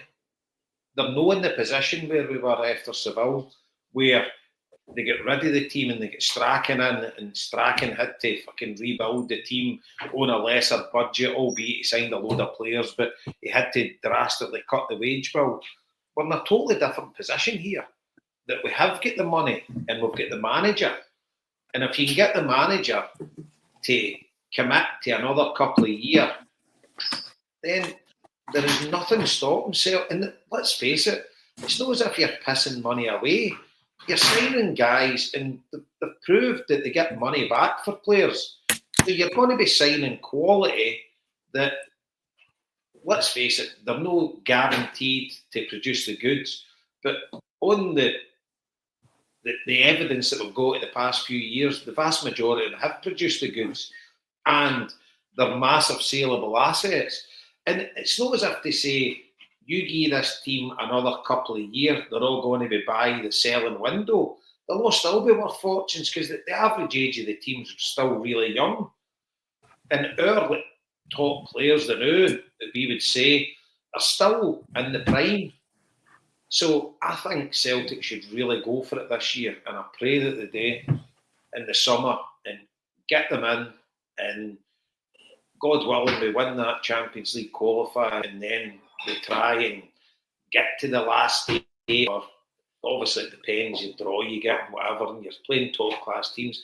But we've proven with this run here that we can compete. And I've no doubt if we were to go and play Borussia Dortmund away, it wouldn't be. I'm not saying we'd beat them, but it wouldn't be 7-1. It wouldn't be anywhere near it now. And I just think they need to speculate to accumulate now, and they have to push the boat out and get some quality players in. And I would use Engels as the benchmark. That's the type of player we're trying to get in. Whether if it's the guy for Denmark, or, you know, or wherever the boy came, where's the guy? Yeah, 100%. I mean, the way Engels played on Tuesday there was fucking unbelievable. And you know, I'm sure you all noticed, but tactically, Celtic, when they were on the ball, Heartache went and played up alongside Mieda, and we played like almost 4-4-2 defensively, which put Engels right in the middle with McGregor, and he was everywhere, man. He was all over the place, like in a good way. I mean, you know, he got himself all around the pitch, and when you look at him being able to play like that, you think him and McGregor would be a tremendous pair in the middle, and then you could, if Heartache does move on, you could really just try and put some stardust in that kind of attacking midfielder role where O'Reilly was so good for us last season. And maybe that's where we just need to put a bit of money into that sort of player. Right. And there will be players out there, see how that carry on, or you can't sign them. You can. Of course you can. We've proven it. Right, exactly. And if you pay good money for young players, and I don't mean like 19-year-olds and stuff like that, guys at 21, 22 that are doing the business, and kind of lesser, maybe not so much lesser, but lesser teams than Celtic, you know, and get paid a lot less money, and you offer them the contract, they'll come. And as you say, what McFadden was saying, Joe was saying it, you know, but players would want to come and play with Celtic. You know, this is going to be a massive summer for us. But I think, like we said on the last podcast, you know, that first summer was a disaster transfer-wise under Rodgers, complete disaster. But since then, I think we've signed, I can't remember off the top of my head, 5, 6, 7 players, but all of them, maybe with the exception of one, have come straight in and been first team impactful. Right. You know, and Rodgers has got the influence now, so you've got to trust him with this. And even you're talking about guys like Luke McCown, you know, you're signing him, he's been outstanding. You know, McCown, Bernardo, Kuhn, Ida, Schmeichel, Engels. I'm sure I've missed a couple more, but yeah, Trusty, that they've all come in and become first team players. Aye. You know, and you'd think, I don't know, Carter Vickers. Do you think we'd get anything in for him? Because he's quality, but obviously he's a wee bit injury prone. He's a bit injury prone. He's probably not quite fast. Like, I don't know, where's the market? And if you're talking England, he's probably not quite. Probably never made it because he's not quite tall enough for a centre half. He's not quite fast enough at that level. But for us, he's fucking unbelievable. Do you know what I mean? He's absolutely perfect for us. But again, that's kind of that Mieda thing I was talking about. There's a bit of, it maybe just doesn't tick all those highlight boxes for them, but which is great news for us if we can keep him under the radar. Aye. I know. You don't see many centre halves down there, do you, that are like just touching 6 foot or just about 6 foot? Aye, I know what you mean. I know. Seeing back to what you said, Scott, when you were away in the tangent about the Raith Rovers fans, I always laugh. Linda's old man, I've said it on this podcast loads of times, but he's a mad football fan. He'd be a Motherwell fan more than anything, but he just loves football. He likes watching Man United and just watches any game on the telly. He still goes down to Motherwell games and that. But I took him to Celtic Park years ago, and he was always saying to me, fucking that Neil Lennon, don't know what he's seen him, fucking useless. And he came to Celtic Park, and I says, you watch Neil Lennon the full game, and see when he came out of the game, he's like, what a fucking player that boy is. You know, see, because when you're actually watching him in the flesh, you know, Dane, like, just what he does, getting the ball, gaining the ball, breaking up attacks, getting the ball, gaining the ball, breaking up attacks, you know, just doing what he does. And look, I think it takes to actually be in the stadium. When you watch somebody like that, that's not the best athlete in the world, he's not got a good shot on him, he's not like fucking scoring, whatever. But then when you just see him actually, when you're actually watching him in a stadium, how valuable he was for the team, it's fucking unbelievable. It's great to see when you see somebody, when they get in there and then they see it and they see it with their own eyes, and they're like, aye, you were right. And the same thing, I'm interested in speaking to my mate who was at the game, Jerry, but he's probably not been sober since. But I want to speak to him about how he saw Engels, because obviously we're watching on the telly, you can see the running he's doing, but it looked like his off the ball running was immense. And you guys certainly know that you appreciate that off the ball running when you're live at the game, didn't you? Aye. So it'd be interesting to hear what the guys who were at the game have to say about Engels, because I was mightily impressed with him. Do you know what I mean? This is, and we all know it, but ultimately that's why you're spending £11 million on a potential player like him to come in and to raise the quality, because he's got the world at his fucking feet, then, hasn't he? Aye, definitely. And I think he's got the best manager. You know, it's like, we all know Rodgers can bring players on him, but see when I think Engels got interviewed, I was watching on Amazon Prime, but see on the Premier Sports, I think they did an interview with him, and he was massively complimentary about Rodgers and whatever. So I think they all take on board what he's saying to them and whatever. And obviously, the players must have been fucking devastated at the end, but still high as a kite that they've went to Bayern Munich and went toe-to-toe with them. And that was the most impressive part for me. It wasn't like you got a draw in Germany, right, and we get knocked out, and it's like people talk about the great games at Celtic Park. Now John says his best ever European game was fucking the Partizan Belgrade game, and I'm like, I was fucking sick at the end of it because we get knocked out. You know, and it's like, but it was like young at the time.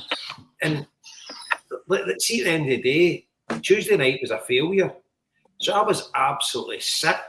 And you've got all the dicks on Talk Sport, see that Jason Cundy, fucking I'd bury him alive, man.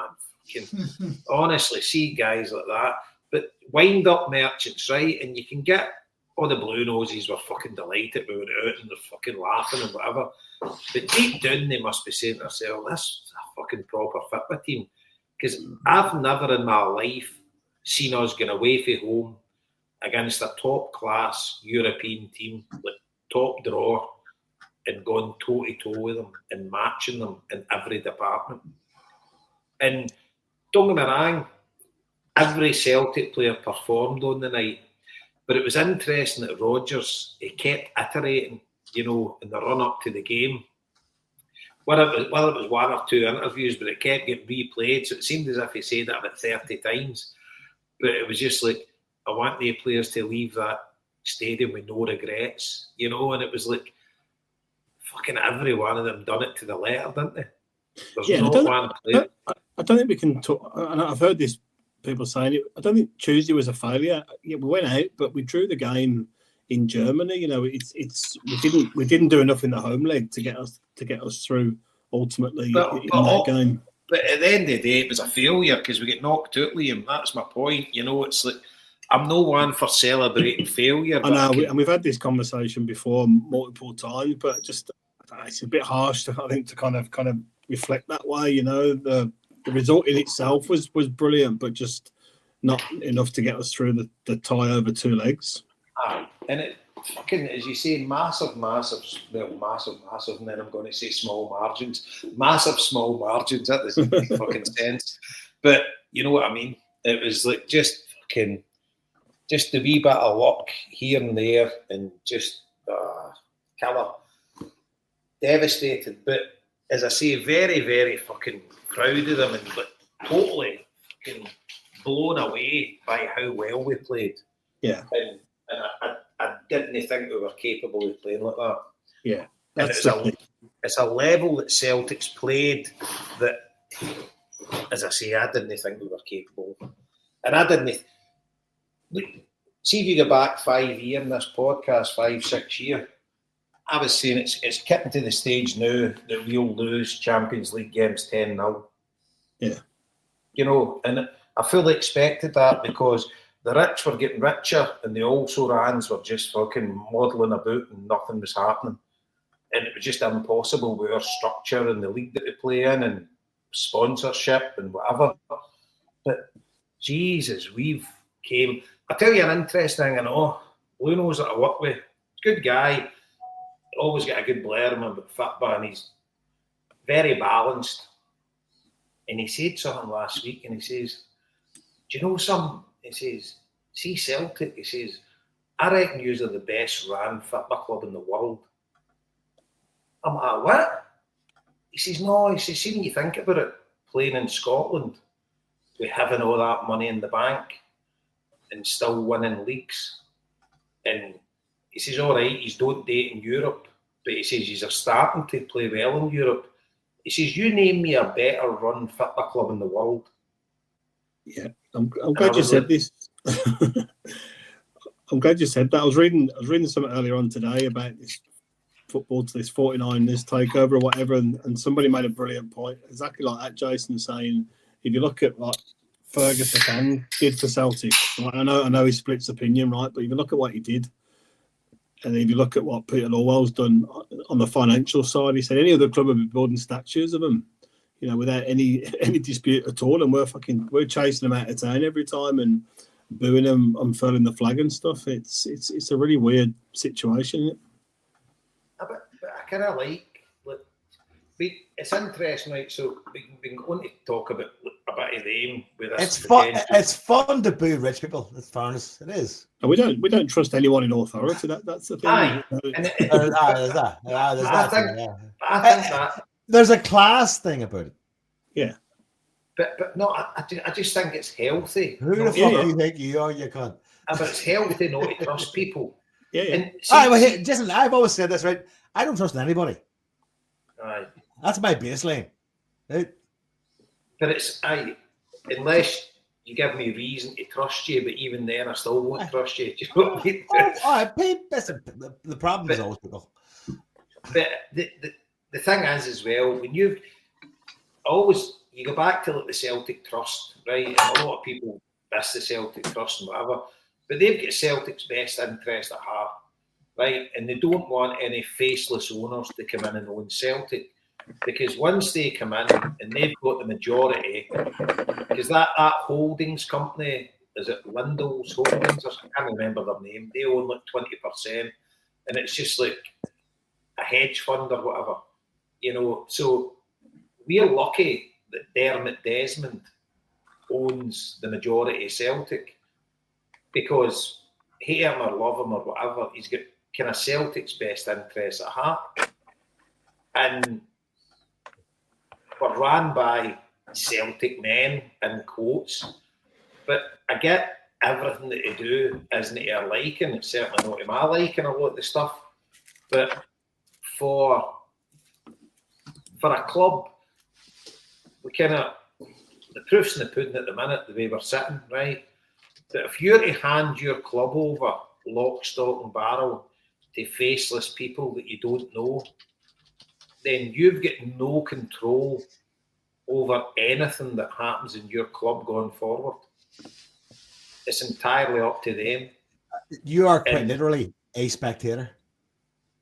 And the thing is, with that mob, they're in dire straits. So I actually don't think they're in dire straits, right? Because I reckon if they were ran properly, it could maybe take a decade, but they would probably, the tide would turn sooner or later if they were ran properly. Because let's face it, we've basically got a very similar size fan base and a very similar size, consumer profile. There wouldn't be much in it between us and them, regardless if we think we've got a worldwide support and whatever.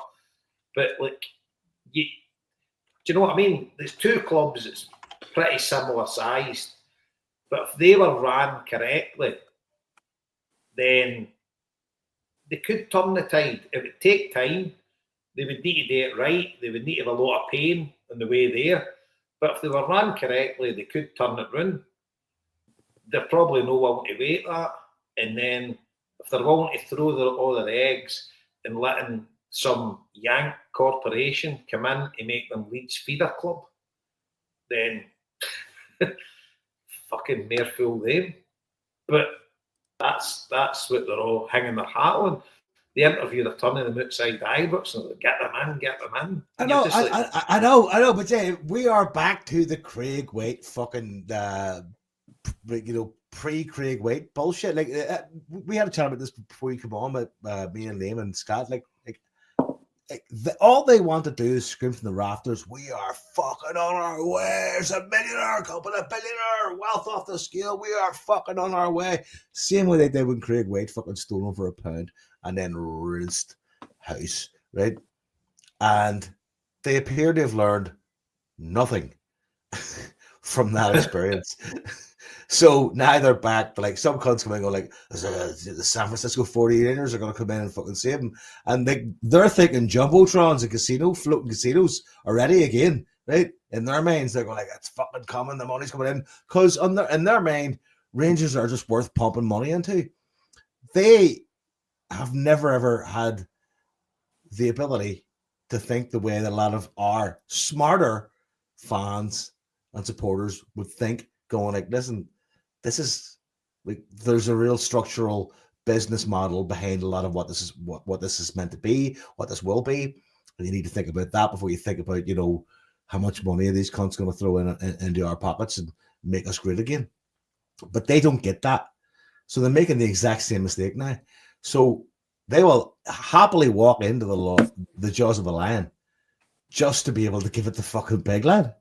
You know what I mean? And that is going to be the downfall. And that speaks to not just Rangers, but fucking loyalism, unionism, Protestantism, Orangeism, the whole fucking shebang. It's the same fucking tired cycle.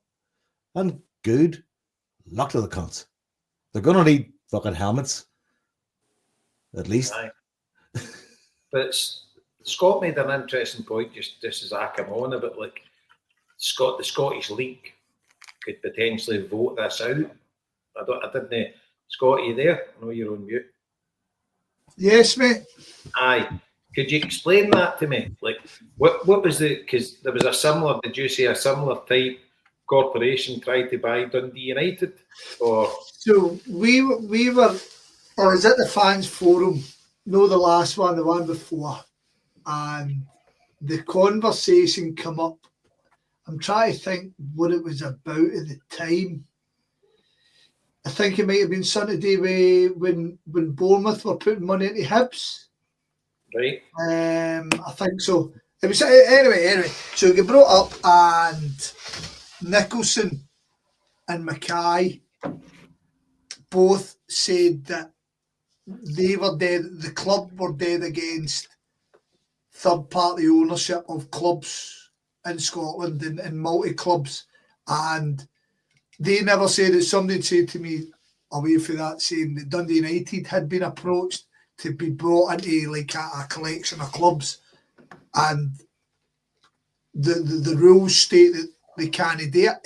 It's something to do with, it's in the laws of Scottish football. They knew that they can't be part of this, and Celtic made their case that night that no, we're dead against it because we don't want Scottish football to end up a feeder league. And Dundee United fans were biting back, kind of going, aye, you don't want competition.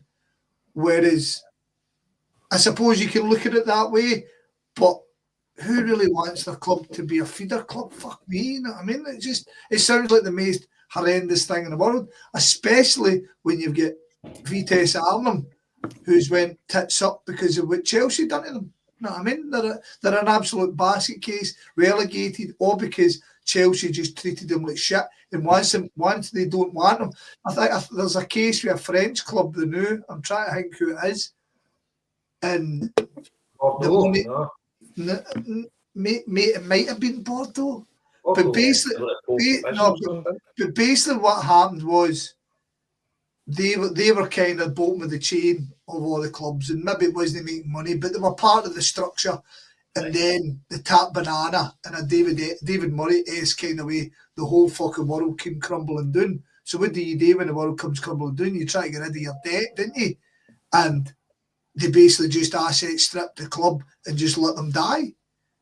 And that's a real fucking case scenario. That could happen. Do you know what I mean? You think about it, this mob buy the Huns, and the Huns keep losing money. They want shot at them. And it'll not be a case of, well, I'll tell you what, I'm going to hold it on to it until I find a good owner. They'll be fucking selling it to Craig White again. Do you know what I mean? And they'll not give a fuck. So they're that. Whilst, if I was a Hun now, I would be excited at the thought of fucking an injection and taking them away from it. Because what's happening to them now is laughably fucking magic. Do you know what I mean? All these shares getting fucking dwarfed and kind of falling down. But so I do understand, but there needs to be a step back and kind of go, right, is this going to be long-term good for us? We spoke about it offhand. So basically, back to your point was, Scottish football have got things in rule about third-party ownership. So Leeds, the reason this Leeds guy, he's not been in the discussions, I think because he might be the guy. He might actually, they're trying to take it away from you looking like Leeds are involved. Do you know what I mean? But I really don't know the ins and outs of it because I only kind of caught up in the whole shebang last night. I need to have a sit down and have a proper good look at it. But like I say, Scottish football could be. Do you know the same way that the English League vetoed the Saudis by Newcastle originally? Aye. Remember that? It's the same thing as that. Scottish football's got to look after itself. Do you know what I mean? It's got to. And it might upset the Huns, but it's just. Aye. And see the thing as well, right? See with your like City group, they're kind of like a bit different because they're owned by a fucking country that's got fucking multitudes of money to do it. Yeah, but that's the only difference, Jason. Is these Yanks are trying to make money. They Qataris or whatever are just doing it as a plaything. You know, they're no. Well, you've got the sports washing thing definite involved in all that. So they're just doing it for something to do, gives them something to do at the weekend. But these Yanks, when they come in, they're in to make money. You know, they're into. And the thing is, most English Premiership clubs run at a loss, but obviously they make their money in other ways. You know, by fucking transferring debt and whatever. You look at Man United, the amount of debt they transferred, it seemed like Glazier's never put a penny into them. Well, that's the thing is that these are such big money making. I mean, in terms of like profits, But what's the word? Their turnover, do you know what I mean? Like they'll have massive profits, but their turnover will be shit. But that massive profits, as you rightly allude, allows Kroenke, Arsenal, and the Glazers to take their fucking dividends. Yeah. So the club might be losing millions, but they're making the fucking dough. The dough's still exactly. And I mean, like, well, we were speaking about it just on the chat about how many Yanks are involved in the English league now. Liam's own fucking Aston Villa is owned by a fucking American. Same with Everton. Exactly. Yeah. And they can change the whole fucking scenario tomorrow. It's quite wild. It's quite wild. But I don't think. See the way that Motherwell had a prospective fucking influx of money, but they actually sat down and looked at what was involved and where it was going to go and how it was, and they went, do you know what, this isn't for us. I fear as Joe says, I fear the Huns are in the same position of we'll take anybody. The fans certainly, but you would actually think, see the board, all right, they've probably made the right fucking balls up again, Clement, a 3-year extension, and he's getting his assistant manager in and all that. And they went ball deep with him, and he's not produced the goods. The guy can obviously manage, right? He's done it. He's managed Monaco and Bruges. He's obviously no daft. If they could stop him doing post-match interviews, I don't think it's fucking bad. But do you know what? I kind of admire his brass neck. Aye. But see, the thing is, if they hadn't fucking blew the league, fucking, you know, and that Ross County away and Dundee away, they could have fucking ended up winning the league. Yeah. Do you know, and it was small margins, but they just fucking blew up near the end, and it just went absolute fucking pear-shaped for them. And then that Queen's Park was all weird, just like, but the guy, obviously, you look at their European performances, I reckon he's a fucking half-decent manager that knows what he's doing, but he's obviously fucking whatever, for whatever reason. But look at that Cherny, he's going to be leaving at the end of the year, and look, they've no dough. They couldn't even buy that boy for Dundee for 400 grand. So they're fucked with money. And they're just looking for a fucking short-term fix. Fucking DN to change the status quo. Whereas the guys that are running them the now have probably got a best interest at heart, but they know the regime that's been in before them have fucked it, and it's just like... Aye, it's like stepping into a new job, going like, yeah, all the problems in the world, and you get in first week and you go, oh, fuck, this place is done. But the thing is for that mob, right, see if they say, right, listen, we've got a 10-year plan here, and within 10 years, we reckon we'll be able to overhaul Celtic, but you need to stay with us. They won't fucking stay with them for 10 years. No, you know, it's not about 10 years. It's about right now. What's happening right now? Can you win games right now? Can you beat Celtic? They beat us 3-0, right? And I think the entire squad had the flu. That's my theory. Right? But that placates them for a period of time. Aye, but they'll have fucking but they're just a bit of a basket case, and there's no quick fix.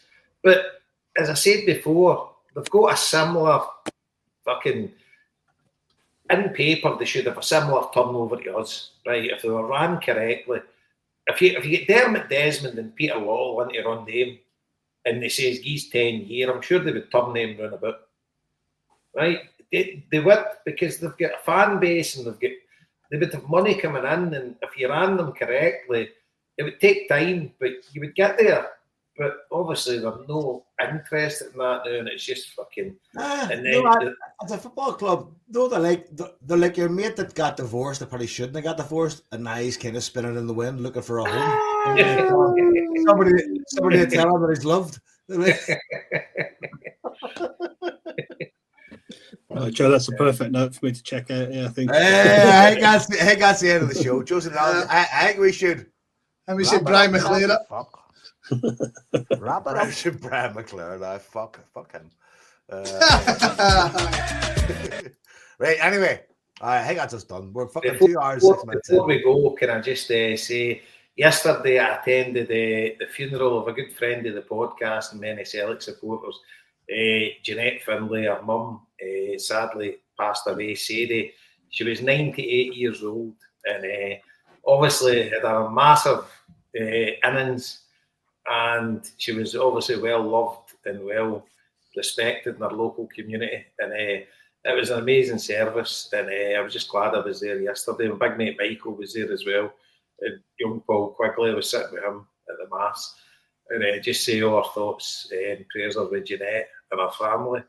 Yes. And just rest in peace, Sadie. But she had some life, and she's good woman, Sadie, 98 years old, and you know what? I would have loved to have met the woman that raised Jeanette. Oh no. I tell you, I've never seen females carrying a coffin at a funeral, and if there was one funeral I knew there'd be females carrying a coffin, exactly. It was Jeanette's mammy. Oh, man, legend. So, very, very sad, but obviously a celebration of Sadie's life, and just our thoughts, prayers are with Jeanette and family. Rest in peace, Sadie. I'm very sorry. Well said, mate. Well said. If she's 98, you can see why Jeanette's an immovable force, can't you? I know. Michael is standing outside the chat and says, Jeanette better have a fucking good pension if that runs the family. Do you know what? I love a bit of crack at a funeral. You know what I mean? Because it's like, if you can't laugh, then man, kind of. The best one ever, I've said it 100 times. My mate from Liverpool, he's the old man, Everton legend, right? So he get buried in the chapel, and they took the coffin and about Goodison Park and that. And they're all walking out of the after it. One of them turned around and says, "Here, mate," he says, "I can't wait till your ma dies." He says, "What a fucking night that was."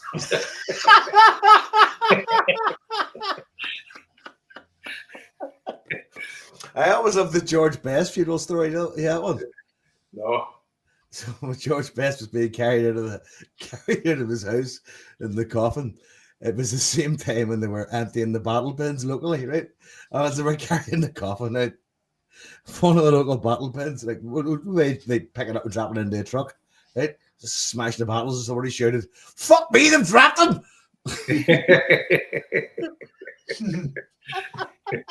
So if you're quick, you can watch Shamrock Rovers and penalties now. I got penalties, right, boys? Listen, that was good fun. Folks, we'll talk to you next week. We hope. Good crack. See how it goes. Cheers, boys. Bye. Bye.